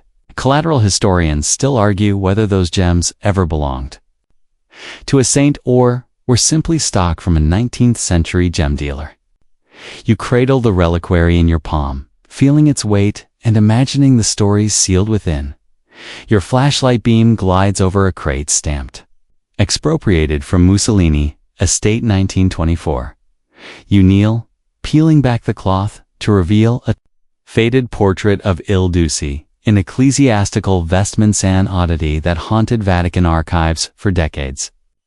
You snap a quick photo, thinking how memes of Mussolini in a mitre would top any social media feed. Beyond its quirk, this piece testifies to how political and religious realms intermingled. Mainstream historians note Mussolini cultivated ties with the church to bolster his regime, culminating in the Lateran Treaties of 1929 that recognized Vatican sovereignty. Those same treaties created a framework that later allowed the church to wield real estate power far beyond spiritual boundaries. You rise, stacking your finds. The reliquary, the script on Villa Sant'Angelo, and the photo of Il Duce's portrait. The torchlight flickers as if startled by the evidence you're carrying. You close the vault door with a hush that seems too loud for a secret this well hidden. Back in the gallery, the dove sculpture watches you with eternal stillness, as if acknowledging that every laundered franc and every buried painting has finally met a witness. You step through the mahogany door into the corridor, boots sinking into familiar carpet tiles. The air feels cooler here, like the moment after a storm breaks. In your arms rests the spoils of art deals and real estate transactions that masked millions in illicit flows. Ahead, a door etched with thwarted investigations gleams under a single bulb. You smooth your jacket, tighten your grip on the relics, and move onward, to uncover how every probe was derailed by power cloaked in sacred robes. You ease open the door labeled thwarted investigations. Step into a lamplit alcove that feels more like a judge's antechamber than a bank vault. The walls are draped in burgundy velvet, muffling sound until your breath seems too loud. A low rumble in an oppressive hush. A semicircle of empty chairs faces a mahogany dais, its surface scarred by coffee rings and frantic scribbles. You sense the weight of courtroom battles that never happened, inquiries that fizzled like unattended candles. The air tastes faintly metallic, as if every broken promise left a drop of blood in the fibers. On a small side table, files lie stacked in teetering piles. Titles, typed on faded labels. Casan Inquiry O. R. Loans. Ambrosiano Holy See Subpoenas. P2 Parliamentary Commission. Mainstream fact. In 1984, Italian magistrate Felice Cassan launched a formal investigation into Vatican Bank's suspicious loans but was effectively blocked when the Holy See invoked diplomatic immunity, halting all legal proceedings within Italian jurisdiction. You trace a fingertip over the label, feeling the raised bumps of adhesive still clinging to faded paper. Historians still argue whether the Vatican's move was a legitimate assertion of sovereignty or deliberate shield for wrongdoing. You crouch beside a low filing cabinet where a battered newspaper clipping peeks from under a drawer. It headlines, "Investigation into IOR derails over jurisdiction clash." Fringe whispers claim the clipping was authored by a shadowy journalist who vanished after hinting at a secret PayPal night lodge that supplied inside names to derail probes. You picture hooded figures in cassocks, slipping dossiers under locked doors, erasing evidence with the efficiency of a heist crew. Historians still argue whether such a lodge ever existed or if it's just a tantalizing rumor born from frustrated sleuths. Across the room, a steel safe embedded in the floor yawns. Open, its door swung wide like an accusing eye. Inside rests a single folder stamped Procedure to 7B, its contents tabbed with red ribbons. You lift it, careful not to disturb the creaking hinges. The first page bears a memo from the Vatican Secretariat of State instructing subordinates to delay and obfuscate all judicial summonses, not subtle language, but precise in its intent. A mainstream note. This memo was leaked to the press in 1989. It's prompting outrage and diplomatic protests, though no one was ever held accountable for authorizing it. You tuck the folder into your jacket, mindful of its damning provenance. A low hum of hidden air ducts vibrates through the floorboards as you press your ear to a glass partition. On the other side, you glimpse a modern office. Fluorescent panels overhead, sleek computers asleep on desks, and a lone clerk rifling through binders titled IOR Internal Audit, 1986. You imagine yourself observing through an aquarium, while watching investigators piece together clues only to find their trail iced over by a higher hand. Joke 1. If only they'd had a CCTV cam, maybe they'd VA caught the invisibility cloak of immunity in action. You rise and shuffle toward a lectern set at the room's center, its microphone dangling like a forgotten garrote. A nameplate reads Commissioner Dr. Luisa Romano. You recall that in 1985, Romano submitted a 300-page report detailing IOR irregularities, only to have it buried in Vatican archives and marked privilege, do not distribute. Fringe theory insists Romano replaced her findings with a handwritten grocery list to deceive inquisitors. You chuckle, picturing a clerk shuffling a report's final page for a shopping list that begins 1 kilogram tomatoes, 2 red wine, 3 confidants. Historians still argue whether Romano's real report ever saw daylight or remains entombed in some forgotten vault behind the lectern. A row of empty water glasses sits atop a low credenza, each rim stained with lipstick. No, 2 marks alike. You touch one rim, tasting faint chalk from the dry glass and a hint of spiced tea. You wonder if these belong to visiting investigators who sipped nervously while their case collapsed. Joke 2. You imagine each lipstick shade corresponding to a different tactocrat for aggression. Pink for flattery, none for the silent treatment that killed every subpoena. You pivot toward a side table, where an antique typewriter perches like a relic of better days. A single sheet is inserted, its lines half-typed. Despite evidence of fun diversions, no charges will be brought. The rest is blank, as if the final verdict died mid-sentence. You pound a finger on the keys, imagining the typist fleeing in frustration before hitting return. Modern aside, you muse that today they'd ghostwrite that denial with a I-tone polished sense of evasion expertly calibrated. Your eyes settle on an ornate frame hanging askew, a memento board of photos, clipped with tiny silver nails. One snapshot shows a Vatican auditor shaking hands with an Italian politician. Another captures a masked figure dropping a folder into a letterbox. Beneath them, someone scrawled in biro, "Leaks contain firebreak successful." Fringe rumor claims each of these images was doctored, masking the true faces behind blacked-out silhouettes. Historians still argue whether this board represented genuine coordination or was just a diversion to mislead curious eyes. Sudden squeak announces a swivel chair behind the dais rotating toward you, though no one is there. You jump back, hand grazing the velvet drape, and your heartbeat echoes in your ears. You pinch yourself, no phantom speaker. Just the acoustics in a room built for confessions that never happened. You swallow, then grip the dossier stamped procedure to 7B.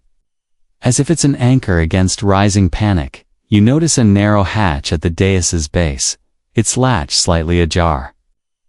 Crawling under, you discover a cluster of cables snaking away into darkness, wires leading to non-functional surveillance cameras once meant to monitor investigators themselves. You grip one frayed cable, its copper strands glinting like exposed nerves. Fringe conspiracy claims these cables could trigger data purges at the flip of a switch, deleting entire case files in real time. Historians still argue whether such a fail-safe was ever installed or remains a myth among embittered magistrates. Climbing out, you smooth your jacket and head for a side door marked Archivio Diplomatico. But before you breach it, you pause at a carved plaque. In veritate libertas, in truth, freedom. The irony tastes bitter as you swipe the plaque with your thumb, leaving a smudge of dust in the shape of a fingerprint. You tuck the plaque into your backpack as a proof of principle. Even slogans can lie silent when power demands it. You slip through the final door into a narrow corridor lit by a single globe lamp.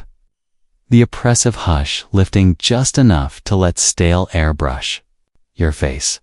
In your arms, you cradle missing evidence, memos, reports, and photos of a justice system outmaneuvered by diplomatic privilege. Ahead, a door awaits. Bishops in the shadows, promising to map which prelates bore the heaviest burdens of complicity. You take a slow breath, adjusting the weight of every suppressed inquiry against your chest, and step forward into another layer of secrets.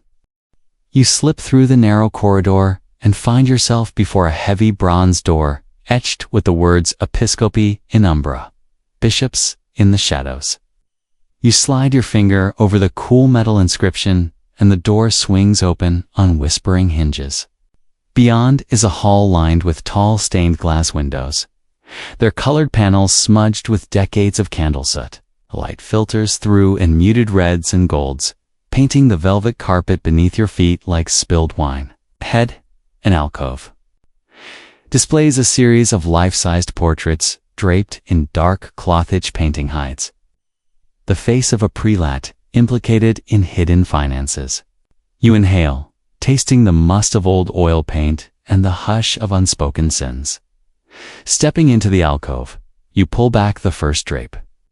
The portrait beneath is of Cardinal Paul Marcinkus, the genial American known as the Smiling Pope who ran the Vatican Bank from 1971 to 1989.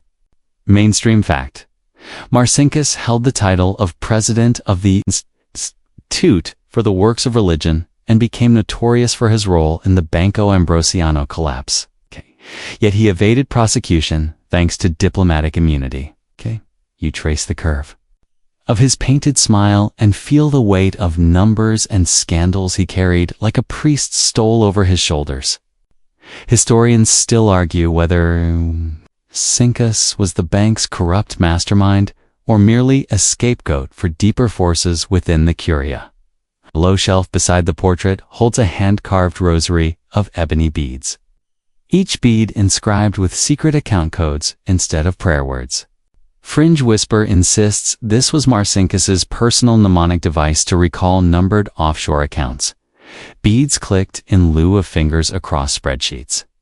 You pick up the rosary, turning each bead in turn, feeling its uncanny smoothness. Says, if it were carved from the petrified balance sheets of ill-gotten gains, you smile at the thought, if prayer beads could conceal ledgers. Maybe salvation was measured in zeros. 3 light jokes flit through your mind as you move to the next portrait. First, imagine Marcinkus teaching monks Excel formulas under candlelight. Second, you picture him blessing vault doors with holy water double dose for reinforced steel. Third, you wonder if his epitaph reads, here lies a cardinal who counted sins and stitches equally.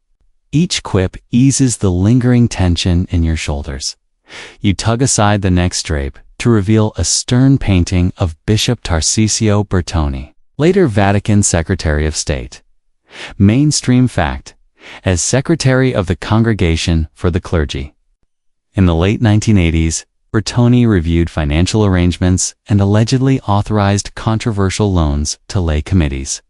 Scholars still debate whether his decisions were routine, bureaucratic oversights, or indicators of deeper knowledge about the bank's murky dealings. You lean in and study the bishop's furrowed brow, wondering if his eyes follow you as the candlelight flickers across the canvas. A small display plaque reveals a fringe tidbit. Bertoni was rumored to have commissioned a private bunker beneath his summer residence, stocked with silent alarms and emergency funds in case Vatican finances imploded. You can't decide if that's a prudent precaution or the lair of a paranoid cardinal. You tap your toe against the plush carpet, hearing your heartbeat echo in the high arch of the vaulted ceiling. Ahead, the third draped portrait rests above a lectern holding an open parish ledger. You lift the drape to unveil Archbishop Ettore Gotti Tedeschi, who in the early 2000s tried to reform the IOR and was abruptly removed. Mainstream fact, Gotti Tedeschi served as IOR president from 2009 to 2012. Before resigning amid undisclosed allegations of financial misconduct, historians still argue whether his ousting was due to his hardline reforms or if he was protecting under the table. Channels he couldn't tour wouldn't close. You run a fingertip across his painted hands, gloved in silk, folded as if in prayer or suppressed panic. On the lectern sits a half-read memo in Spanish, noting Tedeschi's review of opaque trustee vehicles used by bishops around the globe. A fringe rumor adds that he kept a tarot deck on his desk to divine which accounts could be safely pruned. You smile at the image of a sober archbishop shuffling cards at sunrise. You tuck the memo into your jacket pacuda, clue that even those promising transparency might dabble in occult methods. You step forward and notice a smaller portrait draped low on the wall, showing a mid-century prelate in a powdered wig, the ghostly likeness of Bishop Giuseppe Siri. Rumored by fringe circles, 2 have been offered the papacy in a secret conclave engineered through financial influence. Mainstream fact, Siri was a prominent conservative cardinal, co-received considerable donations during his campaigns in the 1950s, though no documents confirm any quid pro quo. Scholars still debate whether financial backers swayed his PayPal aspirations or if Siri's reputed ambition was simply the product of post-war intrigue. You tug at the drape and feel a shiver. The painting subject seems to glare at you as if daring you to question his integrity. Beneath Siri's portrait lies a cracked glass case containing a ledger book stamped Sodalitas Fidei, a fringe artifact purportedly listing cardinals who receive discreet loans contingent on votes in key ecclesiastical elections. You open it slowly, careful not to disturb brittle pages, and spot entries and Latin abbreviations beside each name. The margin beside Sir reads Liberal Subscriptions, see addendum. You stifle a gasp, recalling that liberal versus conservative voting blocks once defined the church's future. The ledger feels alive beneath your hands, humming with the power of secret promises and covert alliances. 3 light jokes flicker. First, you imagine Siri's election campaign bus draped in PayPal banners. Second, you picture cardinals accepting campaign contributions in the form of communion wafers stuffed with cash. Third, you wonder if the conclave's ballots were secretly watermarked with donor logos. You chuckle quietly, tucking the ledger under your arm like contraband gospel. You move on to a final shadowed niche, where a large porcelain holy water font rests atop a pedestal. Draped above it is a portrait of Cardinal Ugo Poletti, who served as Vicar General of Rome in the 1970s. Mainstream fact: Poletti oversaw diocesan finances and was later sued for alleged improprieties concerning inherited trusts, though the lawsuit was dismissed. Historians still argue whether he was innocent of wrongdoing or simply the convenient target of frustrated investigators. You dip a finger into the water basin, tasting the sterile chlorine sting, and feel the irony of holy water tainted by suspicious endowments. Beside the font sits an ancient baptismal record with names crossed out in red Inca fringe. Hint that Poletti ordered sacramental records altered to mask ownership of church-held properties. You squint at the faded ink and wonder if those names belong to real families or shell company aliases. Modern aside, you imagine a blockchain-based sacrament register, guaranteeing both spiritual and financial integrity, an app that would make these shadows obsolete. A gentle rumble drifts from behind you, the distant echo of chanting monks, or perhaps just the castle's heating system rallying against midnight. You glance back at the portraits, now standing in silent council, as if judging your intrusion. The hall feels colder, the stained glass eyes more accusing. You gather the rosary, the tarot-touched memo, the sodalities ledger, and the baptismal record, fastening them in your backpack with meticulous care. Before you leave, you run your palm along a marble balustrade carved with the words Piotas Custodet Pecunia. Piety guards wealth. The phrase hangs in the hush, a bitter epitaph for bishops whose pastoral duties became entangled with clandestine capital. You close the bronze door behind you, its latch clicking shut like a verdict handed down in secret. The corridor beyond is dim and quiet, but you can still feel the bishop's shadows lengthening behind each carried clue. You step forward, adjusting your jacket against the silent accusations pressing at your back. Ahead is a polished oak door labeled PayPal Silence Revealed, and you steel yourself to uncover how the highest voice in the church chose to remain mute. You ease open the polished oak door marked PayPal Silence Revealed, and step into a hushed corridor lined with burgundy drapes that swallow your footsteps like confessing to a void. The air smells of old leather and lavender polish, as if the very walls were waxed to preserve secrets. Your fingertips glide over a velvet rope, and beyond it sits a simple wooden lectern bearing a single folder stamped JP2 for your eyes only. You feel the weight of a world's expectations pressing against that folder's thin cover. At the lectern, you lift the folder and find letters addressed to Pope John Paul II, complaining of IOR irregularities. Signed by cardinals and auditors desperate for intervention. A mainstream fact: Karol Wojtyła served as Pope from 1978 until 2005, presiding over seismic changes in the Church and facing repeated calls to address the Vatican Bank scandals uncovered in the 1980s and 90s. You whisper his name, picturing him in white PayPal robes, silent as a statue amid those urgent appeals. Historians still argue whether his silence was strategic prudence to shield the Church or willful ignorance that condoned corruption.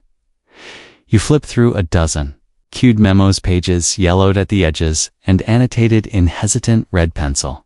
Please investigate, no comment. Await further instruction. Fringe whispers claim that Wojtyła developed a habit of annotating in invisible ink, so only he could see which scandals warranted a response. You imagine him tapping a secret decoder ring at twilight, scribbling notes nobody else could read in. Ecclesiastical James Bond. You tuck that thought away, because in a place this solemn, even absurdities might hold kernels of truth. A single candlestick flickers on a side table, casting dancing shadows across the dark carpet. You bend down to light a thin beeswax candle next to it, and the flame uncovers a portrait tucked behind the lectern. Wojtyła, smiling broadly during a World Youth Day homily. That image jars against the silence here, a reminder of his pastoral vigor against the hush of these vault doors. You inhale the soft smoke, tinged with honey, and sense the gulf between public warmth and private reserve. 3 light jokes flutter. First, you joke that if the Pope had a blog, he'd leave comments disabled on every scandal post. Second, you picture him live streaming Mass in VR without ever unmuting his mic for bank questions. Third, you muse that the only likes he would ever solicit were for peace and charity, never for transparency. Each quip lights a spark in the stillness, letting you breathe without guilt. At your feet lies an ornate rug embroidered with the PayPal coat of arms. You crouch, brushing your palm against its silk threads and revealing a trapdoor latch beneath. You unlatch it, lowering yourself into a narrow stairwell scented of cool stone and dust. Each step echoes picks out a metronome of deferral as you descend to Wojtyła's private archives. There, the hush deepens, broken only by distant murmurs of the Vatican wind chimes overhead. At the bottom, you emerge into a small chamber, lit by a single green-shaded desk lamp. On the desk, stacks of red folders sit in precise rows, each labeled with a date: 1982, 1984, 1989, 1992. You hold the 1984 folder. Open it and scan the top memo. IOR loans require PayPal directive before prosecution. Below, a formal request from the Italian judiciary pleads for a decree. You lean in, sensing every unsent letter weighing like penitential stones on the desk. Historians still argue whether those folders were left unopened by choice or by logistical bottleneck. You sift through the files and uncover a fringe note penned in Latin. Acquitus tardat, sed vindictum.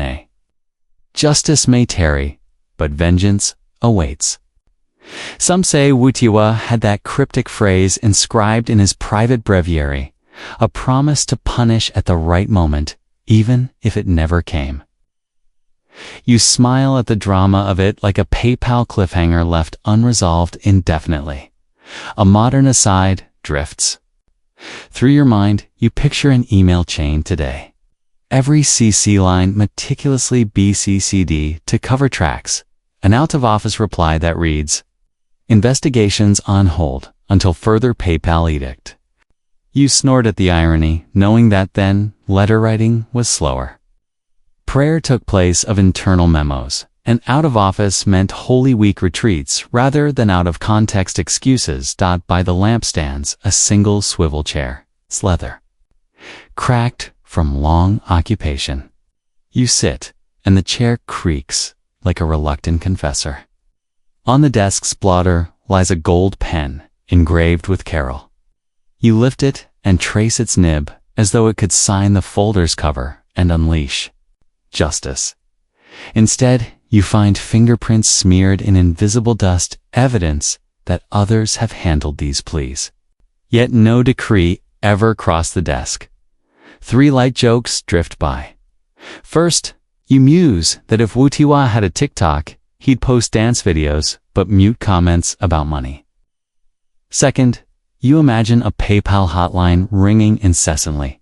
Press 1 for pastoral care, 2 for financial oversight. No one picks up. Third, you ponder whether the only thing he excommunicated was curiosity. Each bit of levity helps you exhale another layer of tension. Behind the desk, a carved oak cabinet beckons. You open it to reveal dozens of wax-sealed jars filled with confessional slips, anonymous tips on IOR malfeasance. One jar labeled 1988 to 1990 bulges with yellowed papers, each detailing missing loans, secret commissions, and P2 whispers. You lift a slip. Cardinal X withdrew funds for unknown real estate purchases. You wonder if those jars ever made it to a tribunal or simply remain as silent witnesses to requests never heeded. A candle guttering in its holder signals the passage of time. You cross to a small window high on the wall, peeking through iron bars at the Vatican gardens below. Moonlit statues of apostles stand sentinel over the hedges, as if awaiting a PayPal command that never echoed across their cloistered lawns. You imbue the night with your exasperation. Even the statues seem complicit. You return to the lectern folder and add your own note. You sat on this file for 20 years. You imagine how such a scrawl would glare at subsequent popes, a silent rebuke echoing through pontificates. Historians still argue whether John Paul II's successors inherited both the mantle of silence and the opportunity to break it, or if the institutional inertia simply swallowed each reformist impulse. The lamp flickers, and you rise, gathering the red folders and the gold pen. You close the trapdoor, climb the stairs, and feel the corridor's hush embrace you again. Back in the lectern room, the velvet drapes flutter as if sighing in relief or regret, too delicate to tell which. Before you go, you touch the folders. Seal and sense the residue of prayers unuttered and decrees undelivered. The silence here is not an absence, but a presence, a material force that shaped how scandals died before they could speak. You step away from the lectern and drift toward the exit, jacket pockets heavy with evidence of PayPal in action. You emerge into the dim corridor, candlelight fading. Ahead, another door awaits. Benedict's reform efforts, promising a glimpse of attempts to purge these shadows. You pause, whispering to the walls, at least someone tried, then move on. The echo of PayPal silence trailing behind you like a benediction unspoken. You follow the narrow corridor's soft glow into a vaulted hallway where the air feels leaner, as if someone opened a window in the bank's claustrophobic secrets. Ahead is a door of dark oak, etched with Reforma Episcopale, that swings open to reveal a hush-filled office scented of polished cedar and early morning dew. Inside, a single desk lamp casts a cone of warm light across a mahogany table strewn with drafting pens, annotated reports, and a leather binder stamped Reform Initiatives 2005 to 2012. You step forward, heart braced, knowing you're about to witness the first real attempt to exorcise the IOR's demons under Pope Benedict XVI. On the desk lies a framed photograph of Joseph Ratzinger at his coronation, serene amidst a storm of expectations. Mainstream fact: shortly after his election in April 2005, Benedict XVI established a commission helmed by Canadian Cardinal Jung Louis Toron to overhaul the Vatican Bank's governance and implement financial transparency measures, marking the first PayPal directive specifically targeting the IOR's opaque practices. You run a fingertip across the commission's charter, feeling the crisp code of ethics printed in charcoal ink, like a vow inscribed in stone. Historians still argue whether that commission genuinely threatened entrenched interests or merely served as a symbolic gesture to appease external critics. A fringe whisper curls at the edge of your mind. Some say Benedict planned to dissolve the IOR entirely and replace it with a sober, monastic savings society, only to be thwarted by an alliance of curial power brokers and shadow bankers who threatened a mass exodus of ghost accounts if he proceeded. You lift your gaze to a dusty filing cabinet in the corner, where an unmarked Lever apparently severs the office's electricity. You imagine midnight meetings where cardinals flick that lever to plunge reformers into darkness, stalling each new draft policy until the lamp's glow sputters out. You smile wryly, because in this place, resistance smells like old wiring and fear. 3 light jokes flutter through your mind as you approach a wall-mounted whiteboard dotted with flowcharts. First, you picture cardinals in lab coats debating whether to degauss their mobile phones before discussing budgets. Second, you imagine a Vatican-branded motivational poster reading financial integrity. It's a holy thing. Third, you muse that if Ratzinger had a playlist for this room, it would alternate between Gregorian chants and the Mission Impossible theme. Each quip loosens your shoulders against the tension of reform. You swivel your attention to a stack of color-coded binders labeled by year. Okay. Opening 2008, you find minutes from a meeting where auditors recommended hiring an independent overseer for all IOR transactions. The key proposal: subject the bank to international banking regulations, including regular external audits and public financial statements. Mainstream fact: in 2010, the Holy See issued norms mandating stricter due diligence procedures, requiring IOR account holders to prove the lawful origin of their funds and curtailing anonymous deposits. You trace the margin where an auditor penciled game changer. It depends on enforcement. Historians still argue whether those norms were enforced rigorously or selectively applied to safeguard only squeaky clean accounts. A humming printer trills from a side desk, startling you. On its output tray are fresh sheets labeled Compliance Report Q1 2011, detailing how hundreds of accounts were flagged for non-transparent activity and subsequently frozen.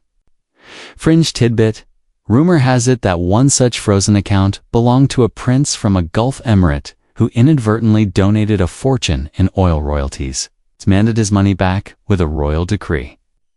You chuckle at the mental image of a sheik storming Vatican City with a delegation of lawyers in visht. The printer clicks to a stop, as if smug at having delivered that slice of drama.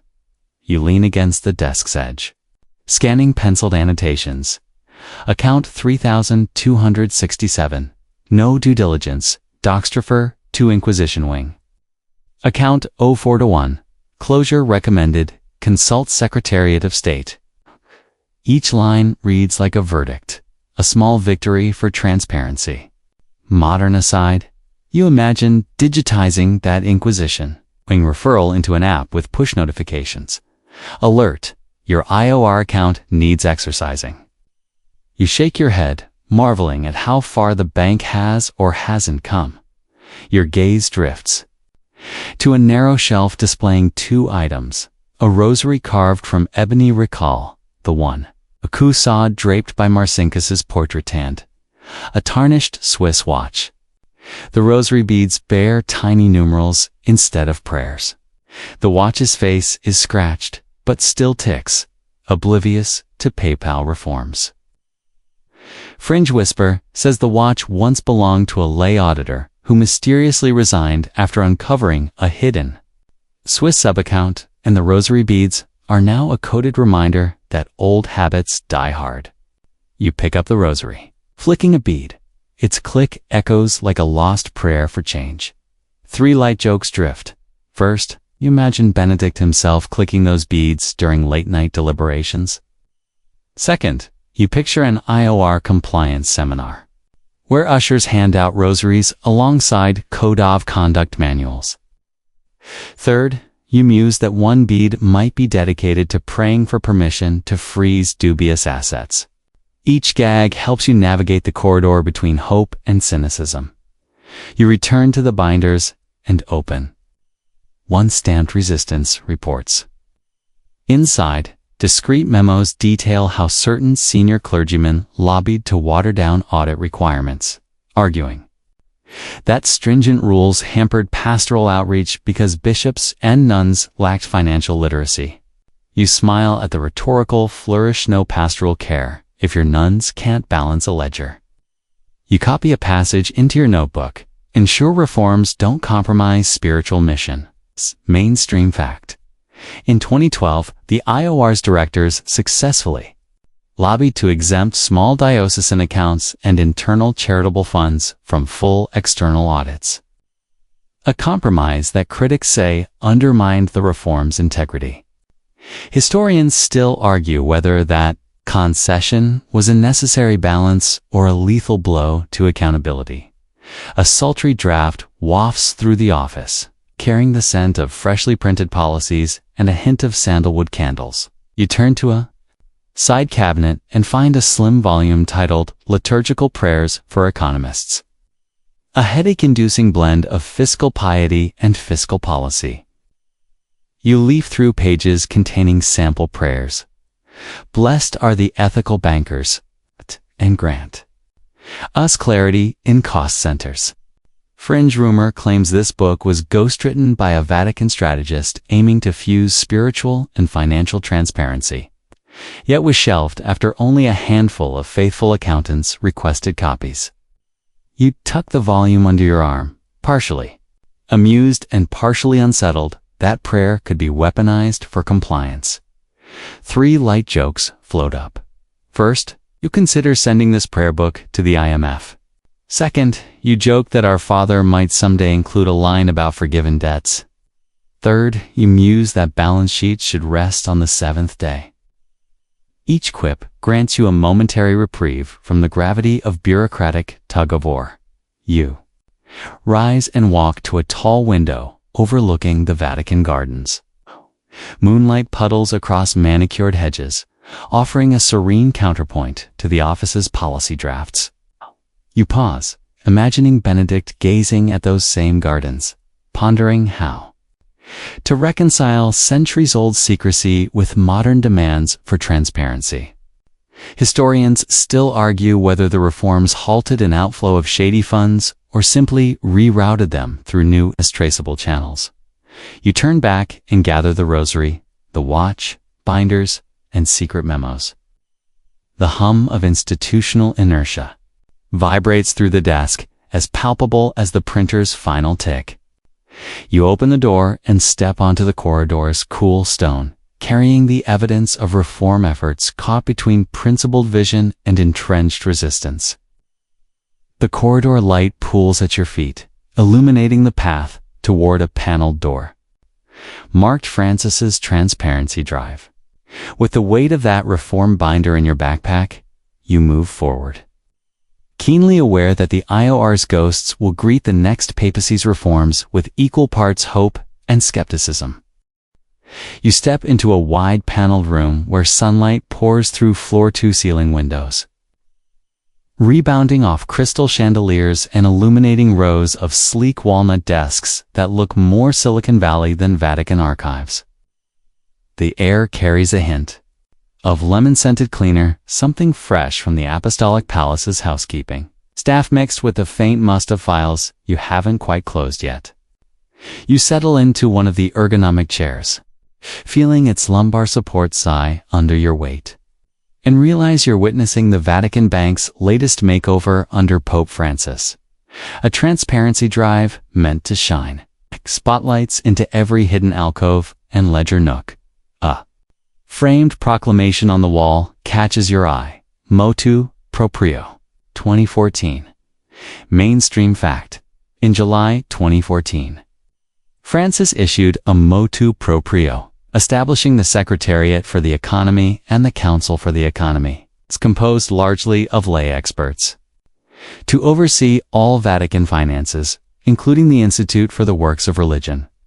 You run your fingertip along the gilded edge of the frame, marveling at how those Latin words once whispered in secret rooms now hang proudly in public view. Historians still argue whether this PayPal directive fundamentally transformed the banks culture or simply repackaged old practices with new branding. You exhale, savoring the chill of air conditioning, no more relying on Benedict's lone green-shaded lamp or flickering oil candles. Head. A glass door stamped Comitato di Vigilanza swings open at your approach. Inside, Dozens of open laptops hum softly, their screens alive with spreadsheets and audit reports streaming in real time from external accounting firms. Modern aside, you imagine a Slack channel full of cardinals, dropping gifs of St. Peter dancing whenever a suspicious transaction gets flagged. Joke 1. When you finally exile shifty funds, it's time for a hashtag blessed cleanup Slack reaction. On a countertop rests a line of color-coded binders marked IOR compliance, a PSA administration of the patrimony of the Apostolic See, and new AML rules. You pull out the AML rules binder on time money laundering guidelines, requiring customer identification, beneficial ownership disclosures, and mandatory reporting of suspicious activities. Mainstream fact. By 2015. The IOR adopted Vatican-specific AML protocols aligned with International Financial Action Task Force standards, marking the first time anonymous deposits were formally banned. You flick through the binder's pages, feeling the crisp print of Rule 3.2, one stating no account may remain unverified beyond 90 days. Fringe whispers suggest some veteran bank officials quietly printed extra copies on prayer card backs to hide them in coat pockets. Historians still argue whether that was subtle subversion or harmless superstition. You slide to a workstation, where a young auditor wearing noise-canceling headphones taps away at a tablet displaying a dashboard of high-risk accounts. You lean over her shoulder and spot an entry for account 0455 anonymous. Benefactor closed, marked in bright green. You grin at the callback, the same account number you first saw in the Swiss Vault's velvet tray. Joke 2. They finally caught the mystery benefactor. Turns out he was just one of Francis's secret admirers with questionable hobbies. A soft buzz from a side screen alerts you to a live video conference. You swivel your chair and glimpse 6 faces, in clerical collars and business suits, each labeled by name and role: lay economists, cardinals, a former IMF director. Even one of the bank's ex-leaders, Archbishop Gadi Tedeschi, watching from his study in Rome. They're discussing the latest quarterly report, which shows a 20% drop in unclassified funds and a record number of new account closures. Mainstream fact. By 2017, the IOR reported closing over 2,000 previously unvetted accounts and returning roughly 50 million euros in dormant deposits to legitimate owners. You admire the efficiency, though you wonder if any phantom accounts slipped through the digital net. Historians still argue whether these closures stemmed from genuine reform, zeal, or simply from pressure to improve public optics. You stand and stretch, joints popping like old vault doors. Then drift toward a wall-mounted interactive touchscreen showing a map of IOR's global correspondent banks. Red pins mark banks dropped for non-compliance, while green pins highlight newly onboarded partners subject to stringent due diligence. You tap a red pin over Mumbai and watch a pop-up. Account closures, X number. Fringe rumor has it that some of those correspondents quietly rebranded under new names. Historians still argue whether the Vatican's blacklist truly clipped offending banks or just nudged them to adapt and persist under fresh guises. Cognac-scented. Whispers of earlier scandals drift through your mind, mixed with the fresh citrus of modern scrubbing. A low cabinet beneath the touchscreen slides open to reveal a glass-encased relic. The same chipped ampulla you once saw at the Camorra room, now displayed as evidence of past abuses. You run your knuckle along its rim, recalling how it once ferried microfilm for illicit funds.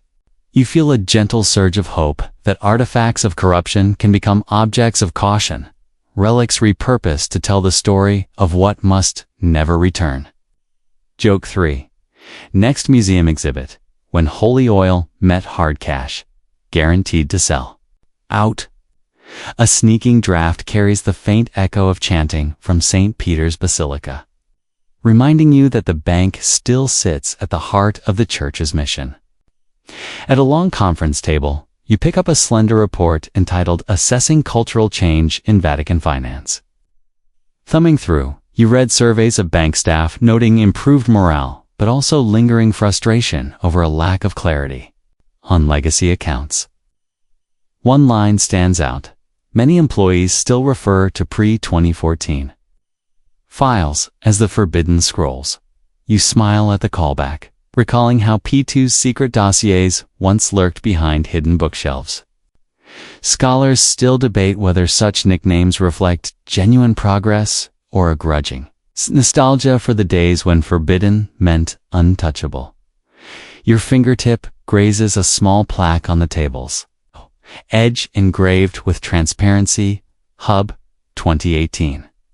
Beneath it are 3 electronic safes labeled closed cases, ongoing audits, and whistleblower reports. You press the code for whistleblower reports, the numbers a sequence hidden in the margin of the Project Umbra. Dacian, the safe clicks open to reveal a stack of sealed envelopes bearing dates and names. You slide one out. It's a tip about possible misuse of funds earmarked for African missions, complete with photocopied bank statements and a map of suspected shell company addresses. Mainstream notion. In 2019, Pope Francis expanded whistleblower protections for Vatican employees, granting anonymity and legal safeguards, marking a first in the Holy See's history. Historians still argue whether these protections are robust enough to unearth deep-seated corruption or destined to remain little more than ceremonial. You tuck the envelope into your jacket and turn toward a floor-to-ceiling bookcase filled with color-coded annual reports.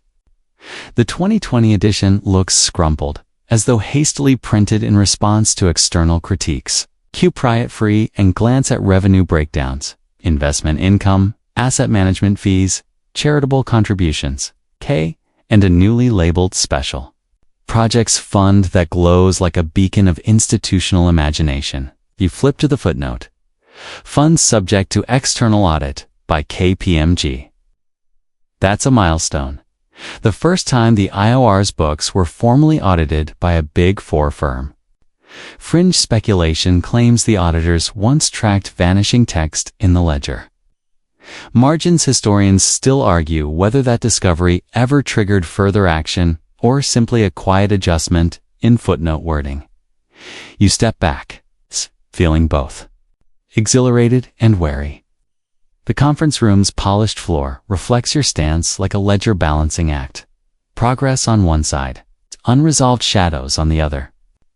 You recall Benedict's reform memos, John Paul II's silent folders, and the ghosts of collapsed banks still rattling their chains in the archives.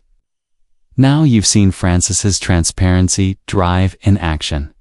Its bright glass walls, digital dashboards, and empowered lay overseers.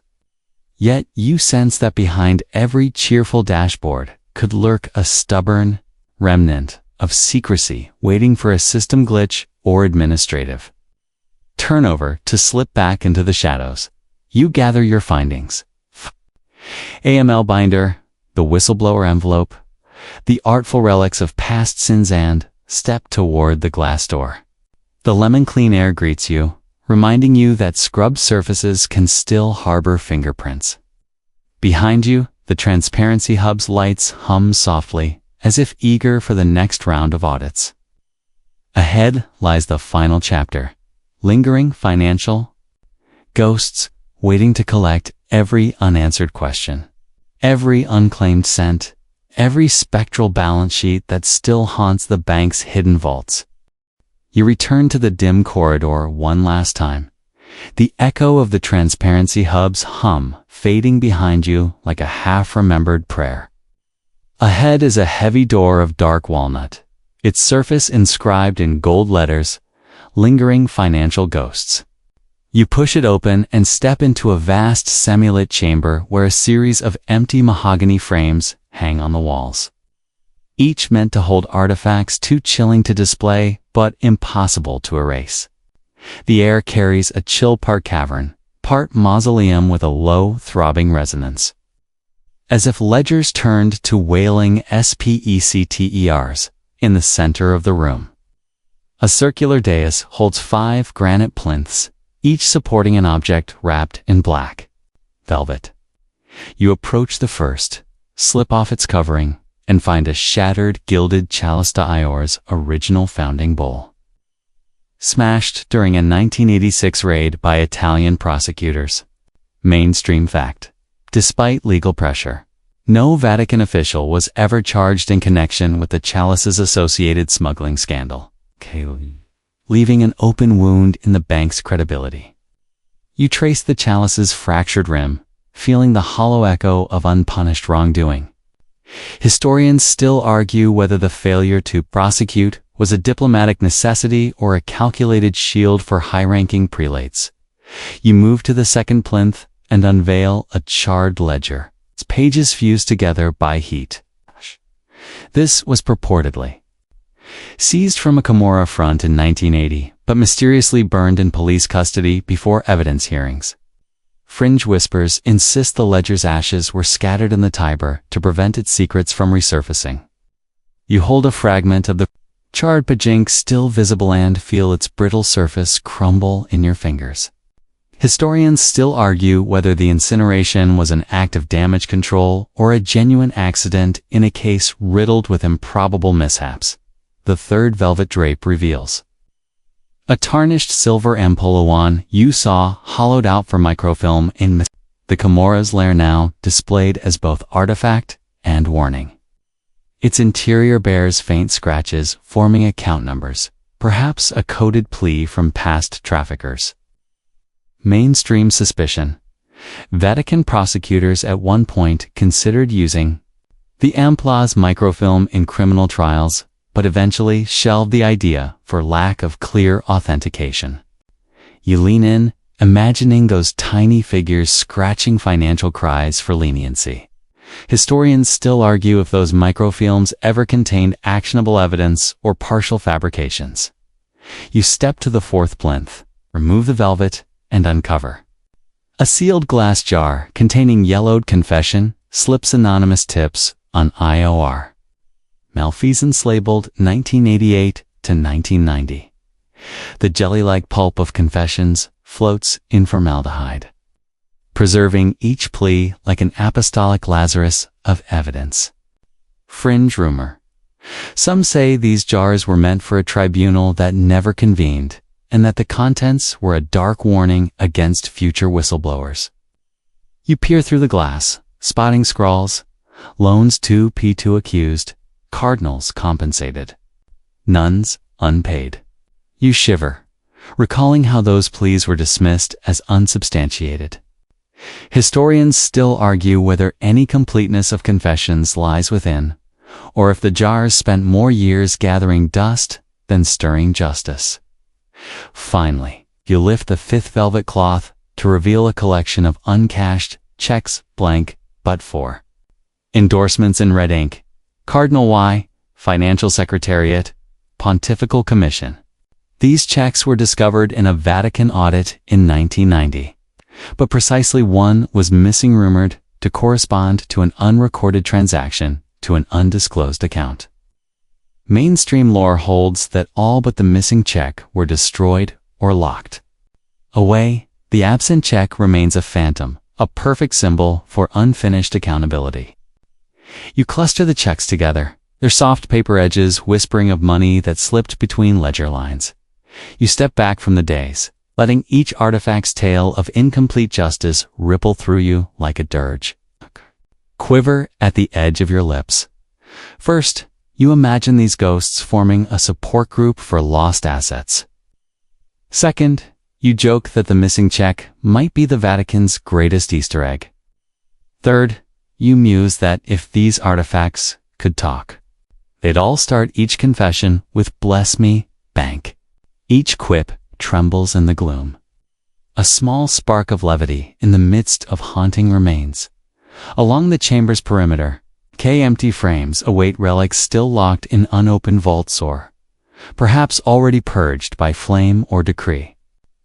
You can almost hear a faint scratching, like phantom quills filling new pages on spectral balance sheets.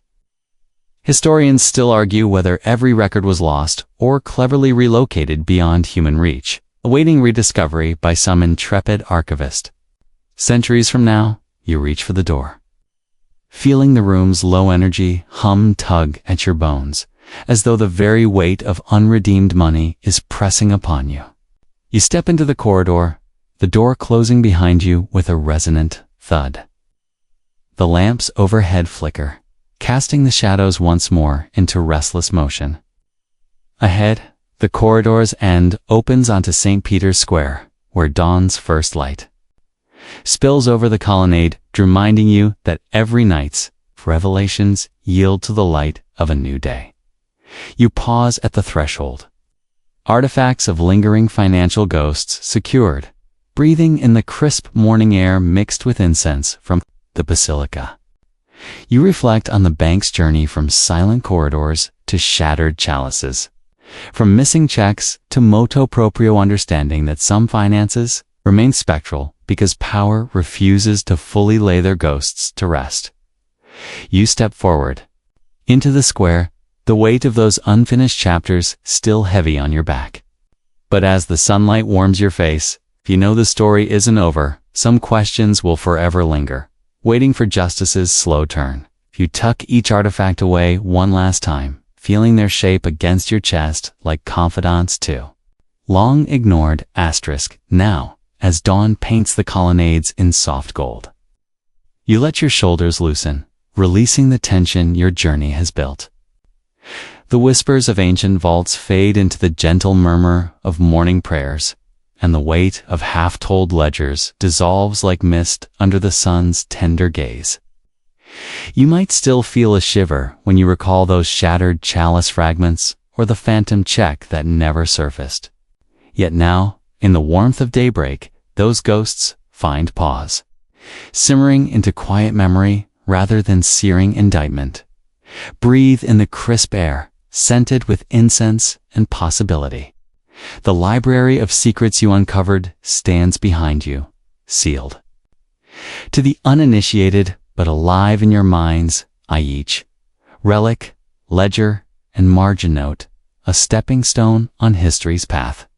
Though the road forward remains riddled with mysteries, you've borne witness to hidden worlds loaned to you by hushed voices and shadowed corridors. Your heartbeat slows, matching the cadence of street vendors setting up for the new day and pilgrims whispering behind confessing screens. In this serene moment, you recognize that truth's pursuit is less a sprint than a slow pilgrimage revelation, a mile closer to clarity. Each unanswered question, a gentle nudge to return someday. You tuck a hand into your jacket where the missing check's phantom lies and allow yourself a bittersweet smile. Accountability may move at a pace measured in PayPal terms, but it marches inexorably forward. Now the bells in the basilica ring, their opening notes a benediction carried on the rising breeze. So, dim the lights, let sleep cradle your curiosity, and let these stories of vaults and shadows drift softly through your dreams. In the quiet hush between night and morning, remind yourself that even the most entrenched secrets yield, if only slowly, to the light of persistence. Sweet dreams. End of script.